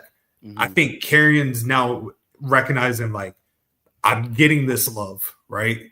And I'm pretty sure he's like, I feel like he was not expecting the love he's been getting. Mm-hmm. But like I said, in that promo or that interview, like, I think we went from here to here because once again, it's just rooted in the authenticity of what he's saying. Mm-hmm. Yeah, it's just like I said, like that's how you become a star, in my opinion. That's how you become like everything he's doing is just like it's perfect. Like this documentary, he has a book, mm-hmm. right? Oh, yeah, like mm-hmm. You're seeing the person, right? Mm-hmm. You're giving people something to relate to. You're giving people something to connect to. You know what I mean? If you can convey your passion and I can feel it, I'm going to attach to it because we're in an industry where, like I said, people are trying to climb to that number one spot. I think Karrion Kross is the best wrestler? No. But guess what, Mhm. bro? You don't Mhm. have to be.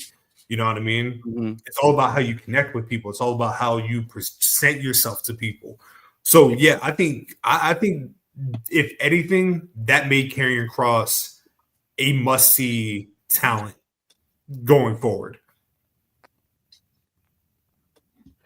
I don't know if I answered your question correctly, but No, that's perfect. That's perfect. Because I think he finds himself in just such a like weird position. And I think that I think that there may be more room for him to be able to connect with fans in the ring. Well, let me ask you a question. Mm-hmm, To kind of counter. So, is this what we're seeing with Karrion Kross? Like, you know how like every once in a while somebody will get themselves over, but the company might not necessarily back it. Like Right. a Rusev Day, for example. Yes. Is this what this is with Karrion? Like, can you see the company getting behind Karrion Kross? I can now. Mm. I can now because you got to think who's running it back when Rusev Day was a thing. Yeah. You get what I'm saying? Mm-hmm, mm-hmm. And he didn't really. It kind of took a while for him to even like look at the WrestleMania. Was WrestleMania 30 in New Orleans? Mm-hmm. Look how long and look what they had to do to get behind the Yes movement, bro. They was about to turn directions with him with the whole putting him in a whole nother faction.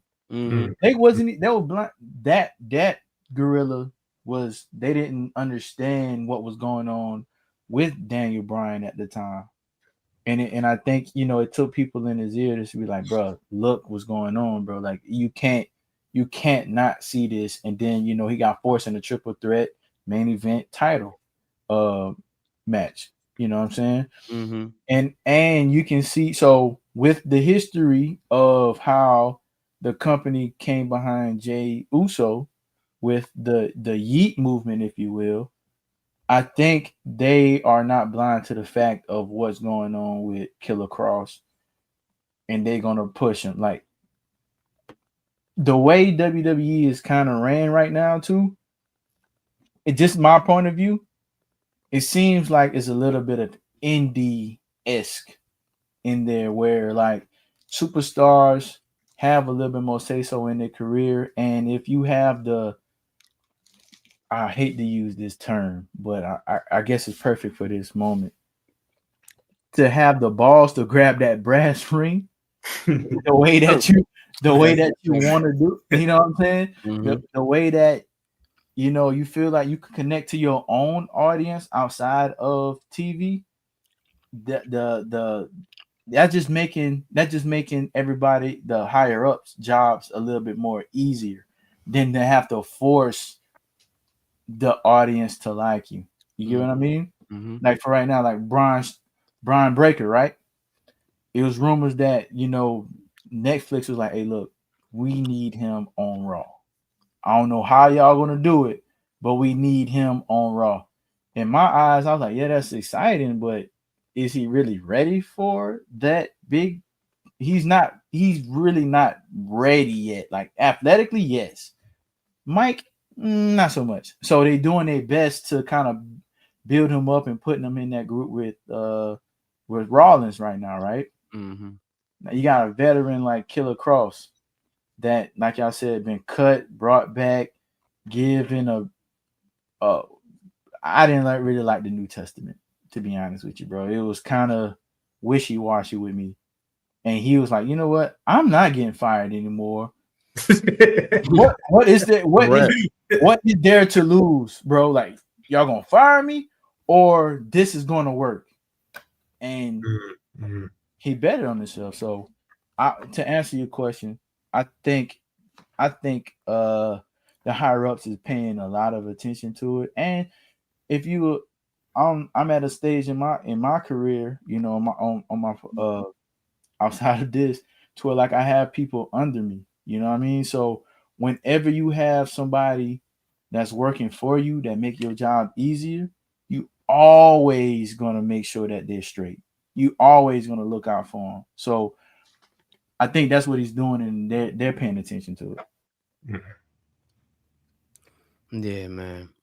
One thing, and I definitely appreciate y'all answers. One thing that I think was interesting is, and this, gonna get a little messy at the end of the clip where he said, to the guy in the suit in the truck, or something to that degree. He said in the control room of the truck, "fuck you" or some shit like that. Who was he talking to? He said the person in the suit. My guess is he was talking to Triple H. My guess is, oh, look who it is. This guy. What's going on? What's going on? What's up, Ron? Leaf Fittings. Oh yeah. You my guy. I just Gazo. What's up, my friend? Ah, man. Drunk, Yeah. but feeling good. You know what I mean? Yeah. Look relaxed. He said it's Very fucking much so. God. I got this 20 count thread sheet blanket on my knees. You understand? Oh yeah, you comfortable. You good. You good. Life is good right now. I slid away to go talk shit to the peoples, and then I heard Karen Kross around the corner. I was like, oh, let me slide in now. Yeah, man. That Doc fire, man. That Doc, this the hottest thing in the streets right now, man. I'm running back too. I'm gonna watch it while Game 7 on. Like I'm gonna have Game 7 background noise, but I'll definitely make an effort to watch it tonight. Yeah, it's good audio. It's good info in that joint, man. And I just got a newfound respect for him too. You know what I mean? Everything that was there, but it's just like I just never, was able to hear him. And it's people that he knows has shot at this, and trusted people that have edited this thing and put it together. It's just amazing. It's good. It's definitely. Shoot, who do you think like we're getting the presentation, like we're getting behind Karrion Kross, but like he needs that defining feud, right? That really sets him to the next level. Like who can you see that being? Like the first thing that pops in my head is like, imagine if he gets involved. Like imagine he saves like Pat from Gunther. Oh man. And we go with that, and we go with Gunther and Karrion. I actually love that, but I'm also thinking like, do we have to stay on brand with like the people that he's either had contact with indirectly or directly to continuously build out this niche this lore that he has? Because it's like it seems like they're where he's at now. He's trying to protect the shield of wrestling. So if you go to help Pat, I guess that kind of defeats the purpose. Now, again, you can always pivot, of course. I'm never gonna be like, no, I don't do that. You can pivot a storyline, but I guess I'm thinking like, does it? Because I would even say again, I don't fuck with this dude, fuck him, but just for the money and the bill, and because I would say have him beat the shit out of fucking Logan Paul. And the only reason I'm saying that is because it fits to where he's at right now, trying to protect this shit that he loves so much. Well, I guess let me rephrase. Maybe not save Pat McAfee. Maybe not save him, but if we're going with the way Karrion Kross is, like he could start questioning or start questioning Gunther as a professional wrestler.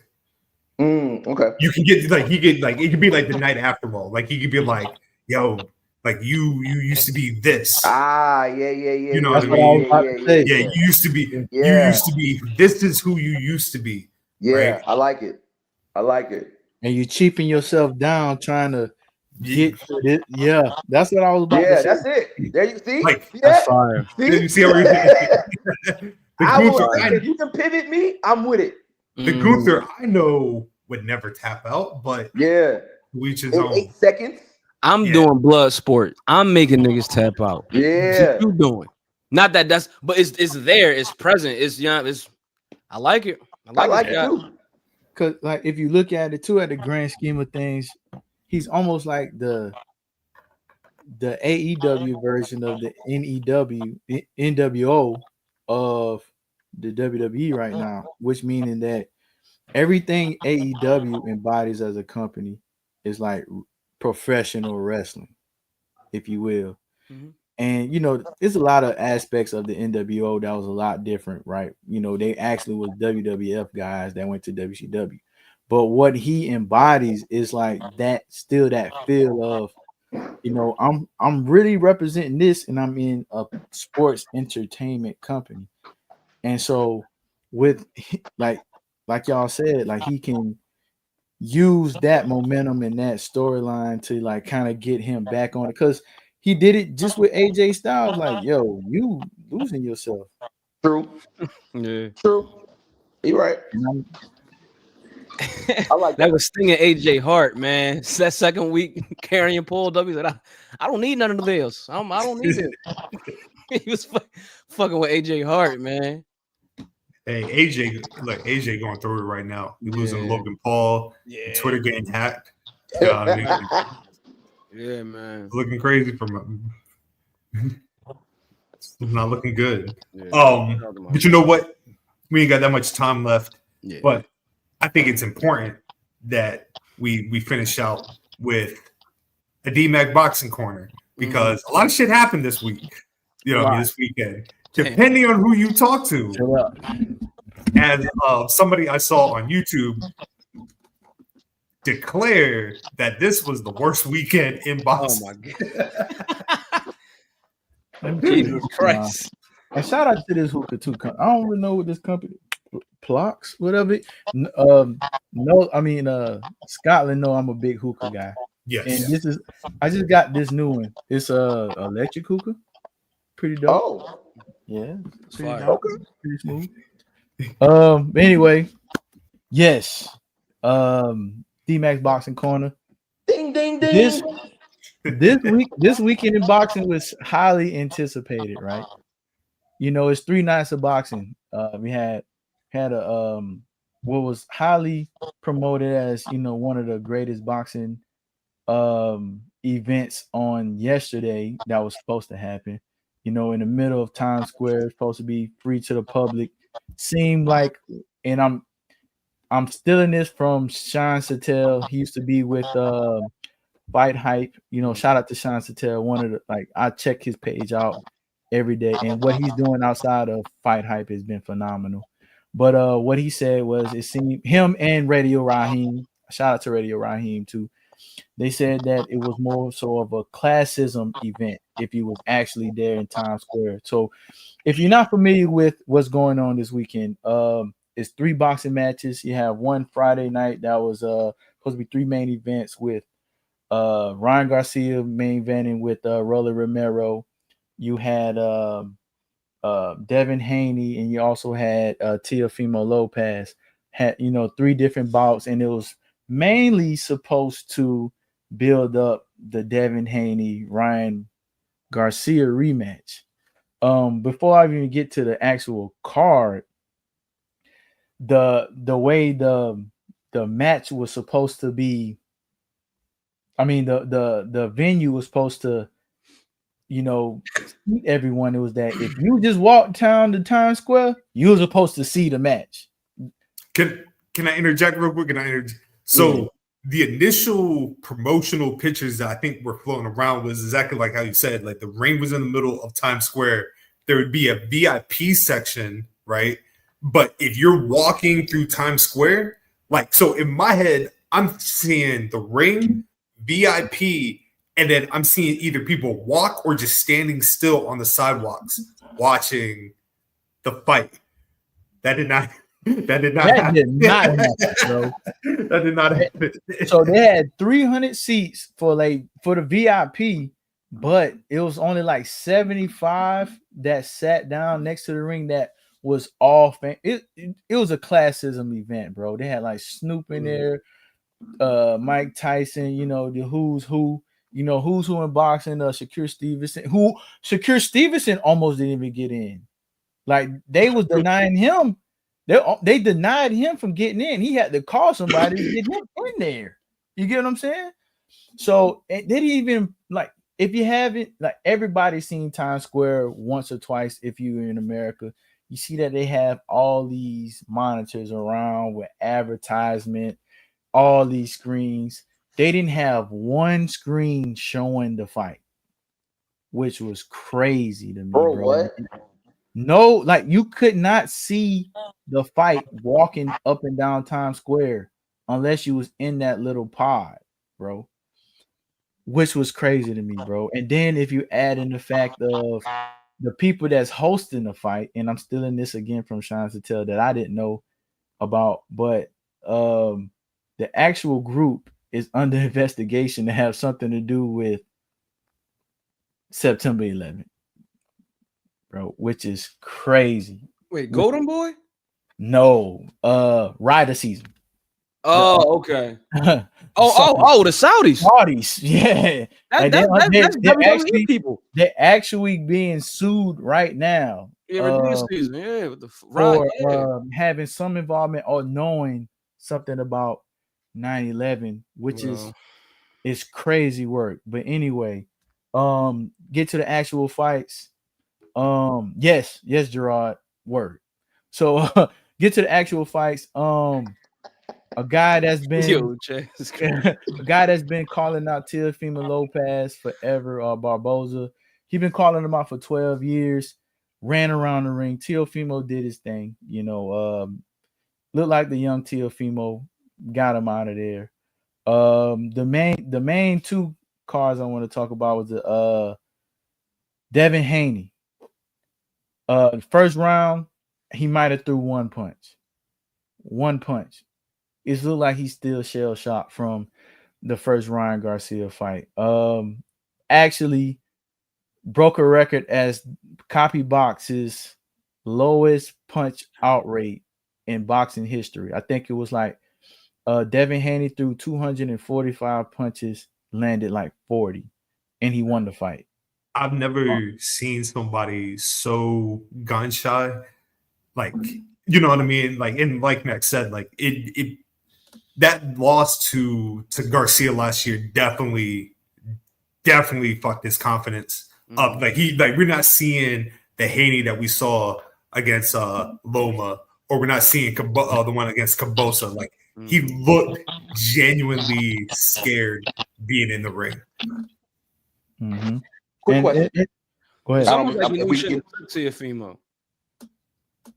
Wow. Say again.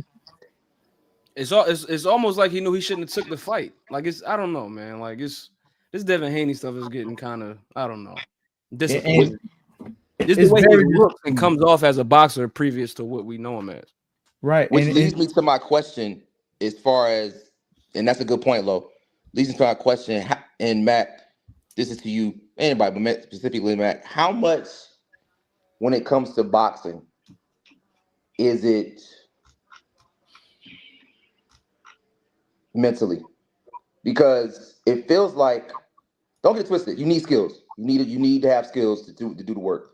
But it also feels like someone like who we consider the upper echelons, and the first person I think about is Floyd. And even though he didn't really have no losses, it always felt like Floyd's game was always not Pretty Boy Floyd, but like the later stages, it felt like it was mostly mental when it came to boxing. Like you could tell he had a comedy, but it always felt like he was always mentally 20 steps ahead. So when you lose that, when you lose even your ego, your confidence, like how much is it when it comes to boxing? Like how vital is it to have that confidence and that mental going in? Because obviously you need it in most things, but it feels like boxing, if you gun shy and you questioning, you already lost. Right. To answer that, bro, it's just to understand boxing as like on a physical aspect, it's probably 70% legs and like 30% arms too. Now, because it's like when you first go into the gym, you think you punching more and everything, that you need your arms, but it's actually more of your legs, right? So that changes your psyche right there. So to get to your point of like how it is mental, you got to change everything what you think about normally in a fight. If you look at a street fight, and I'm pretty sure y'all seen a lot of street fights being where y'all from, and then Lo, you being in one of the meccas of boxing, period. Like y'all see that, usually people draw back like this when they fight because they don't want to get hit. In boxing, you kind of get taught to lose that aspect and run into the fire to not get hit, right? So once you lose that, and even once you lose that, you lose a lot of your skills and the second guessing yourself. Because if you look at early Haney, bro, and talk about the Mayweather aspect of the Money Mayweather, he still was right in front of you. At like he made you miss, but it was minimal movement of knowing where he was at in the ring. He gave you the illusion that you can hit him and he'll just turn his shoulder, thus the shoulder roll. You get what I'm saying? So even his defense, he still had that lion mentality that, okay, I'm giving you this slight movement. I still might get hit, but I'm secure with my skills and knowing that even if you hit me, I have a strong enough chin or mentality to take your punch. Devin did not display that last night. Devin looked like he was scared, bro. He won. It was probably the worst performance that he ever. Even it was worse than the Ryan Garcia performance, bro. If you look just by round one, he circled the ring. His legs wasn't under him. A lot of the stuff that made Devin Haney, it looked like he threw it out and out the window, brother. Like, and I understand that now he has, Sugar Shane Mosley in his corner, and he's a Hall of Famer, but I think that was contradictory to his actual boxing style of a fighter, and he said that, he learned how to punch harder and stuff like that, but he did not show that last night. Not last night, Friday night. He, boxing wise, he still, he did what he needed to do to win the fight, but against his opponent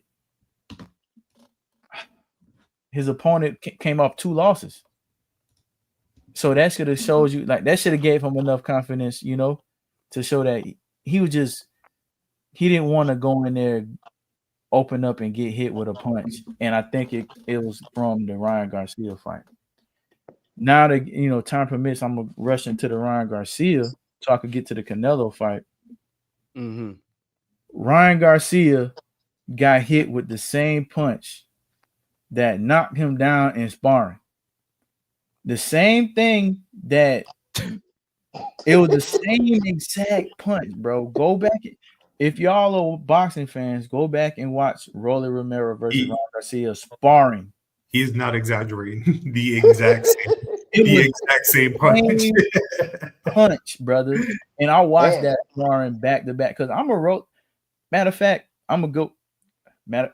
I'll bring y'all into my personal life a little bit. I recently eloped. I didn't tell y'all boys. We'll talk offline. Yeah, bro. Like I'm married. Congratulations. Beautiful. All right, so we was going. Nigga, fuck boxing.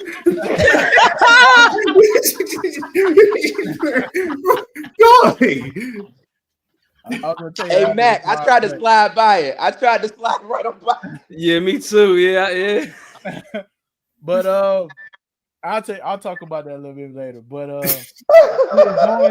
we were going to one of our favorite spots here in McDonough, Georgia's called 1942, a great black-owned establishment, the outside bar, and they were showing the promotion that they were showing the fight at the McDonough Square, and my wife, she was like, "Hey, I want to watch this fight, but I gotta work."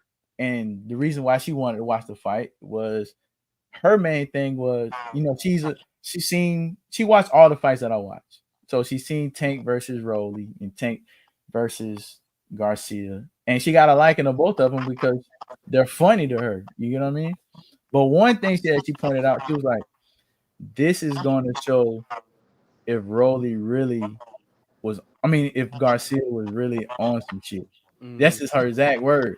She was like, if Garcia don't win this or look good, baby, I think he was on that shit. That's what she said to me.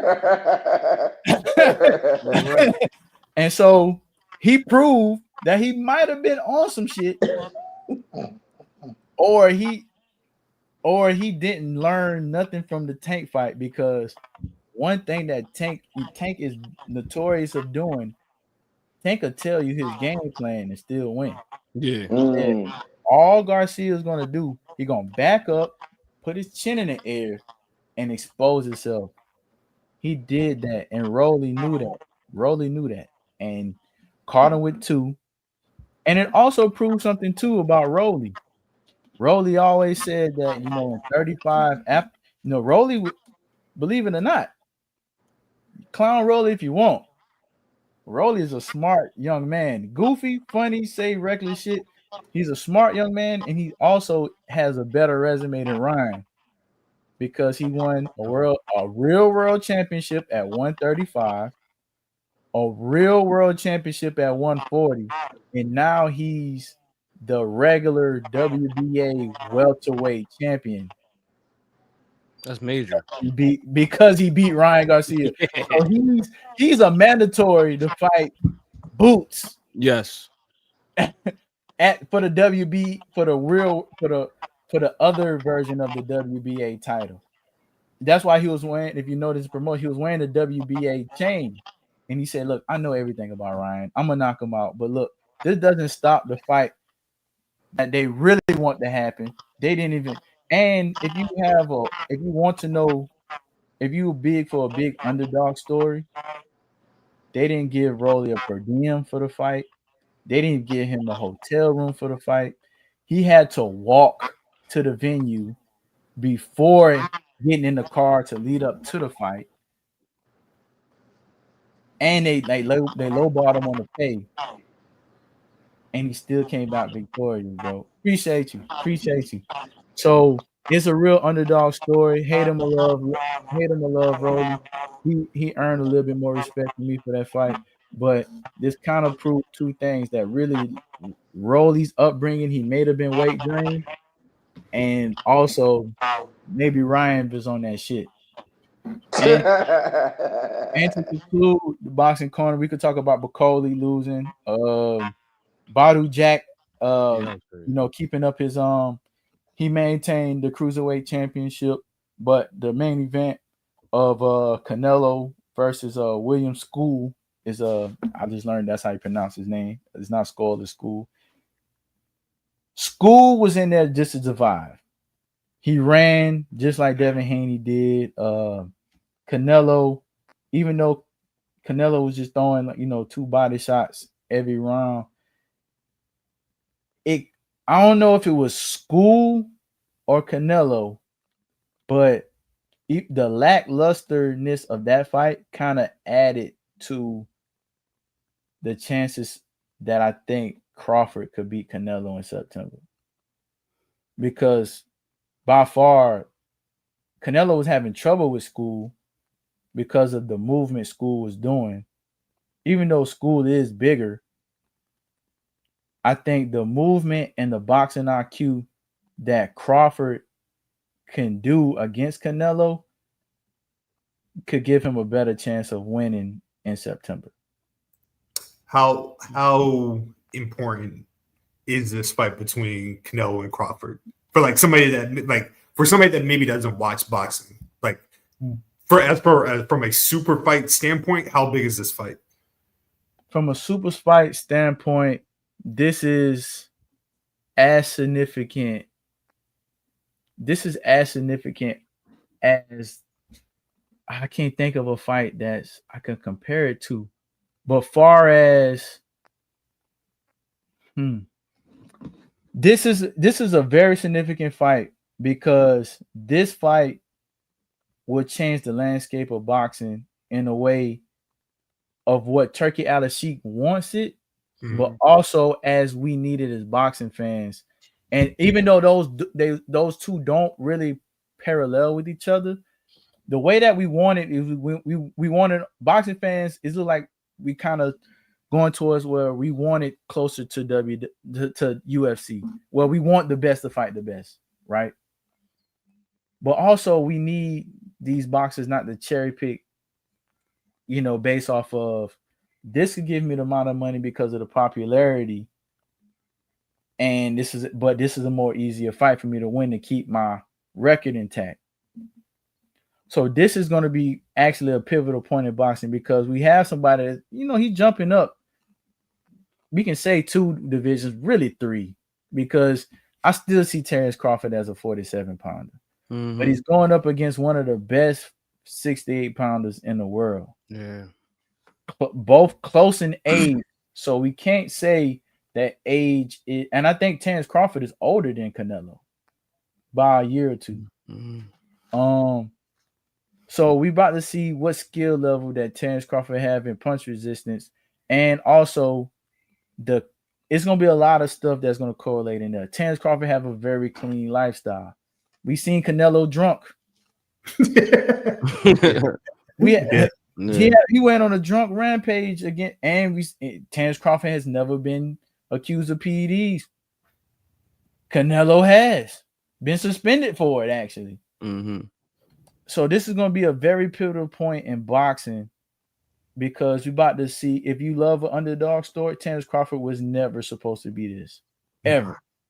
We talking about, I was going to say, we talking about like from where Terrence Crawford is to having a mega fight in Allegiant Stadium in Las Vegas against Canelo. You know what I mean? Like Mac was saying, like the importance of like what this does for boxing. Like this is the first promoted fight under TKO boxing. So, from a standpoint, the eyes were already going to be on this fight.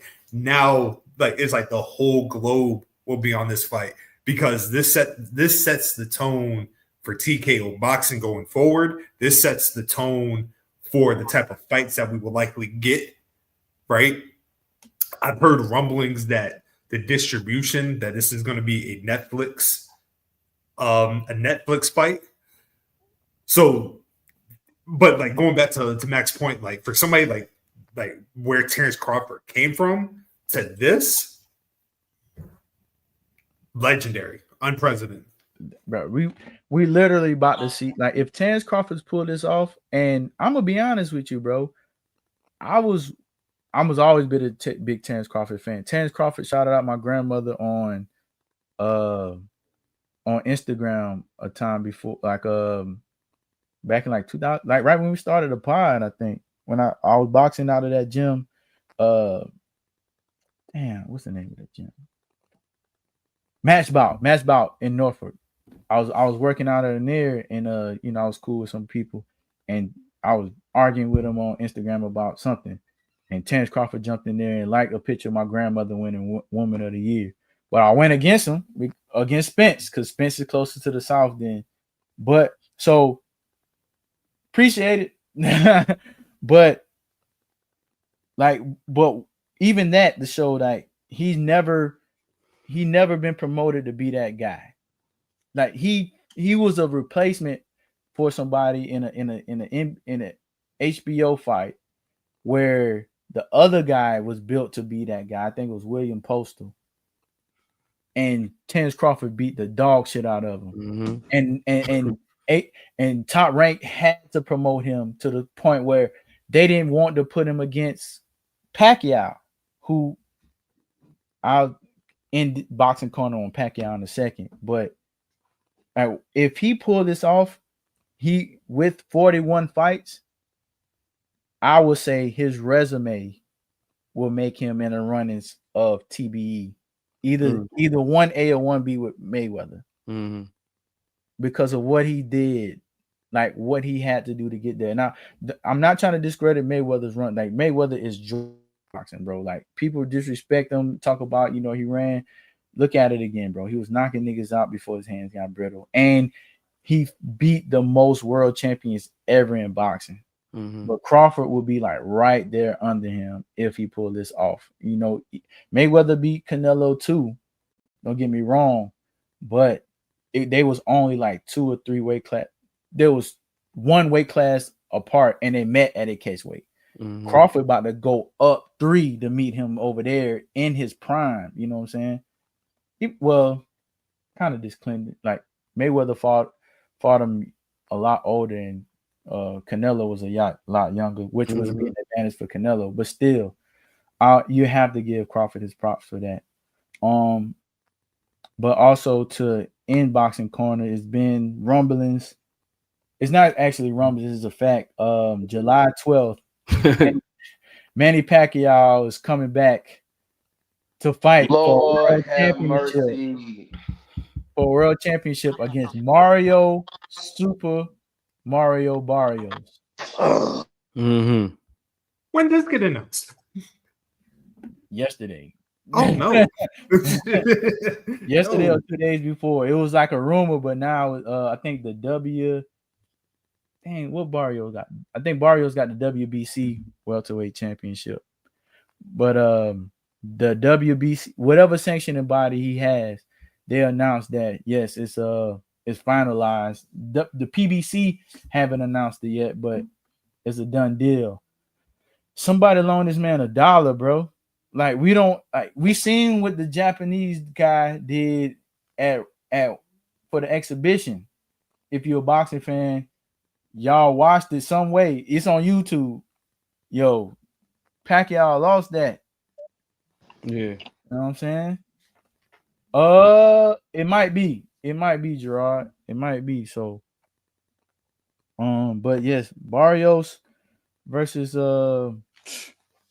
Pacquiao soon, July 12th. So, yep. And they also pushed the rematch of Tank and Roach too. But Tank been out here in Decatur training with Mufasa.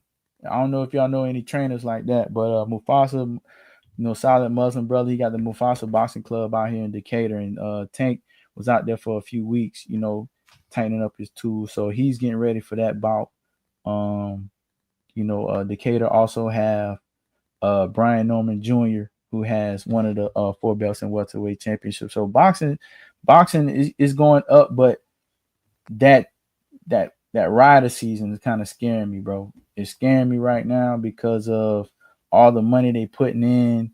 They kind of backtracking on their words. Even the pay-per-views last night and the night before, they both were $60 a piece. They usually be $30. And he said he was gonna change it, but I guess he see that you can't dump in all that money and not get a profit. You know what I'm saying? Like no matter what you do, you got to stick to the script. You not bigger than the program. So now we're gonna see. But I'm excited for the Canelo Crawford fight. Want to see what's going to transpire. Also, got to see what the Tank Roach fight too going to be. But I'm very, very, very happy for Rolly Romero, bro. I'm very happy for him.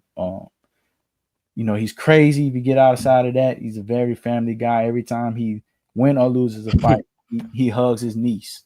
You gotta love that, bro. Like as a, if you're in the sports or if you're in the family or both, you always have that one person that sticking by. He has that one young niece that he always find after the fight, and he made sure he found her. And Rolly's a truth teller, and with just in the world period, if you have somebody like that, they think they strange, but he really be speaking some real shit. So shout out to Rolly, man. I'm happy for you, brother. Quick question. And does this feel, probably not, I'm just curious because maybe it felt like we possibly could have got it before, but I think I remember I asked you, I did ask you, Mac, a couple of pods of like, will we ever get this? And I think your response was no, just because of how much Bud got to go up. But now I guess since it's here and and this is, we all wanted this, is this situation where we feel like maybe it's a little too late as far as, because you mentioned his prime, and do you feel like, okay, first question, then we'll get to the second one. Do you feel like Canelo is still in his prime? No. Okay. Do you feel like this is a little too late for us to like really, really get the best from both parties? I actually think it's the perfect time. Mhm. Like a lot of people were saying that the Mayweather Pacquiao wasn't at the best time, but they both like Mayweather is 2 years older than Pacquiao. I believe, like, you know what I'm saying? Was Mayweather and De La Hoya at the perfect time? That's a good question. Well, I think For De La Hoya, maybe not, but for Floyd, it was. Yeah, for Floyd, yes, but you got to look at the living the lifestyle of De La Hoya too. Yeah, that played in the fact of it, and I think that's what I overlooked in the Errol Crawford fight too, was the lifestyles, and I pay more attention to that now with fights, even with the Roach Tank fight. Like, I'm a big Tank guy. I went to every time like he's around the vicinity. I went to Baltimore. Went to the Atlanta the second time he came. But it was rumblings that he was smoking and stuff like that. He wasn't living a clean lifestyle, and also he had a lot of other stressors too that kind of played in the fact. And De La Hoya around that time, they found him with like fishnet stockings and all type of shit, snorting coke. Oh, I remember that shit vividly. Yeah, and so that didn't help. And Floyd leads a very clean lifestyle. So even with Kovalev, Andre Ward, they was around the same age. It wasn't a lot of damage to Kovalev, at that time. It was just, and Andre, the biggest factor of boxers having a decline, and we saw it Friday with Devin and Ryan having that long year layoff, is inactivity. And Andre wasn't in the ring for 2 years. You dig what I'm saying? He had like a tune-up, but still, so that could play a factor too. If anything has a advantage for Canelo, is that he's a little bit more active than Crawford. You know what I'm saying? Like Crawford last bout was last year in LA when Eminem. Yeah, it was last year. I got the t-shirt. Because WWE, we mentioned TKO, WWE was making t-shirts for Crawford. You know what I'm saying? So it seems like this was been a plan with the TKO, for a long time. You know what I mean? So it's a lot of factors where you got to look into to see, who has the advantage. Is leaning towards Canelo because of the size advantage, the activity and everything like that. But that lifestyle, that gonna play a big part. So Canelo's on a 4-fight deal with this Riyadh season, right? 4. Yep, he's on 2. So I definitely see the fight, no matter the outcome. I can see Jake Paul being the next. He's fighting Jake Paul within this deal. I know that. No, I don't think Turkey fuck with Jake. You don't think so? You don't think, I can see it. I can see the conversation being picked back up. Nah, it's supposed to be Skull, Canelo, Crawford, Bivol, and Benavidez. That's how they kind of like lined it up. Yeah, they want a Bivol rematch at 75 and Benavidez eventually. I mean, outside of Benavidez, I'm good on Canelo and Bivol personally, but we'll see what happens. We'll see. Well, lads, another episode done. Another episode finished. Yes, sir. Let's see what these Warriors do tonight. Right. Right now it's 35-27 Golden State, second quarter. Okay. Go check that out. We are now hitting. We'll be at 199 next week. Yes, sir. And then 200. You know what I mean? Chaz, I don't know if you heard, but we're looking like 200. Question and answer. Yes, sir. Yes, sir. I'm with it. You know what? 200 is just all about the vibes, man. It's all about how we celebrating. Perfect. Yeah, we just gonna be celebrating that we haven't been canceled. So what I mean, those are the victories right there, right? Those are the victories. Obviously, we'll touch more about it. But 200 after 200, we'll have more guests. You know what I mean? We opening up the BGW House Productions a little bit more. I do have something in the works that BGW will be attached to. I'll tell my brothers afterwards. But yeah, good things are happening. Good things are happening. You know what I mean? The brand is healthy. Locker room lead until the final whistle. We're about to see the official premiere of Ladies Hoop Collective. You know what I mean? Need that. DMAC. We celebrate DMAC all month. Man. We celebrate DMAC endlessly. But yeah, man, the brand is healthy. Good things are happening. Do we got anything else we want to say before we rock up out of here? Yeah, man, mental health. We yes. It kind of, I'm a big LSU fan. So we lost Kyron Lacey, due to it, rather what your opinions are, man. We just need to check on each other, man. I'm all right is never enough. Now I'm all right, you check on and you good, I'm all right. Is you could take that, depending on the person, you don't want to push them too much, but just continue checking on your people, especially who you consider your strong friends. So that's one thing I wanted to make sure I touched on in this episode. I know we touch on it a lot, and I wish, we didn't have to, but it's still necessary. So, it's okay to tell your brothers you love them. It's not soft, to be vulnerable to your family. If you have something weighing on your mind, talk to somebody, bro. Like the strong people talk it out. Strong people cry.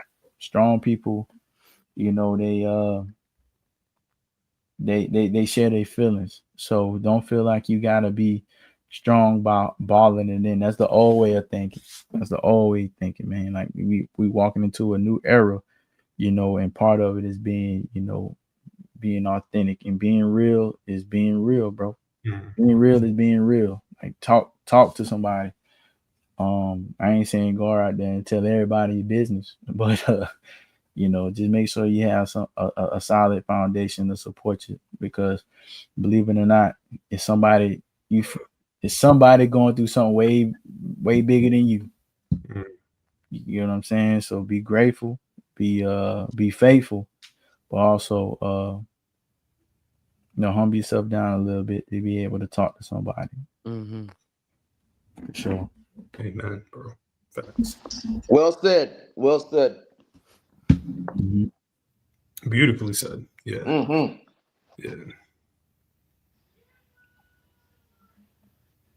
Then we're gonna end on a sad note like this. No, not bad. But yeah, I did get married. We didn't actually. Yeah, so it was very. So I'm gonna include everybody when we do it. You know what I'm saying? We're gonna have a big shindig of the reception, but we was just like, you want to go get married? We were like, yo, we damn near married already. So we we had a little small thing. Her parents, my parents. That's it. That's sometimes that's all you need. That's all you need. That's all you need. Yeah, that's all you need. You know what I'm saying? It was, that's all we did, brother. We had a little small thing like that. Ate good, fellowship amongst our parents and us. And next year around the same time, we're gonna have something big. Well, I ain't gonna say something big, but we're gonna have something where we all celebrate. You know what I'm saying? So hopefully y'all boys are free. Y'all could come down and eat some cake. Yes, I ain't gonna lie, bro. Yeah, I'm gonna make sure I'm available, man. I'm genuinely happy for you, man. Around this time next year, Mac. Yep, we'll be what month we in? May? It'll be like March. Okay. I'm sorry, bro. That March. I'll tell y'all more plans when we get off of this. No doubt. March. Well, shit, fuck everything else, man. You can find me at PoeticScotland on X, Scotland_Underwood on Instagram. Go follow the articles, Dark Sports Media. Yeah, Yeah, that's it for me. Yeah, man, definitely. Locker room lead, low from the lead. Stay tuned. We are fine. Yeah, man, you can find me shit moving and packing and shit. Yeah, I got all the junk all over the place. Find me packing and shit. They got need some help.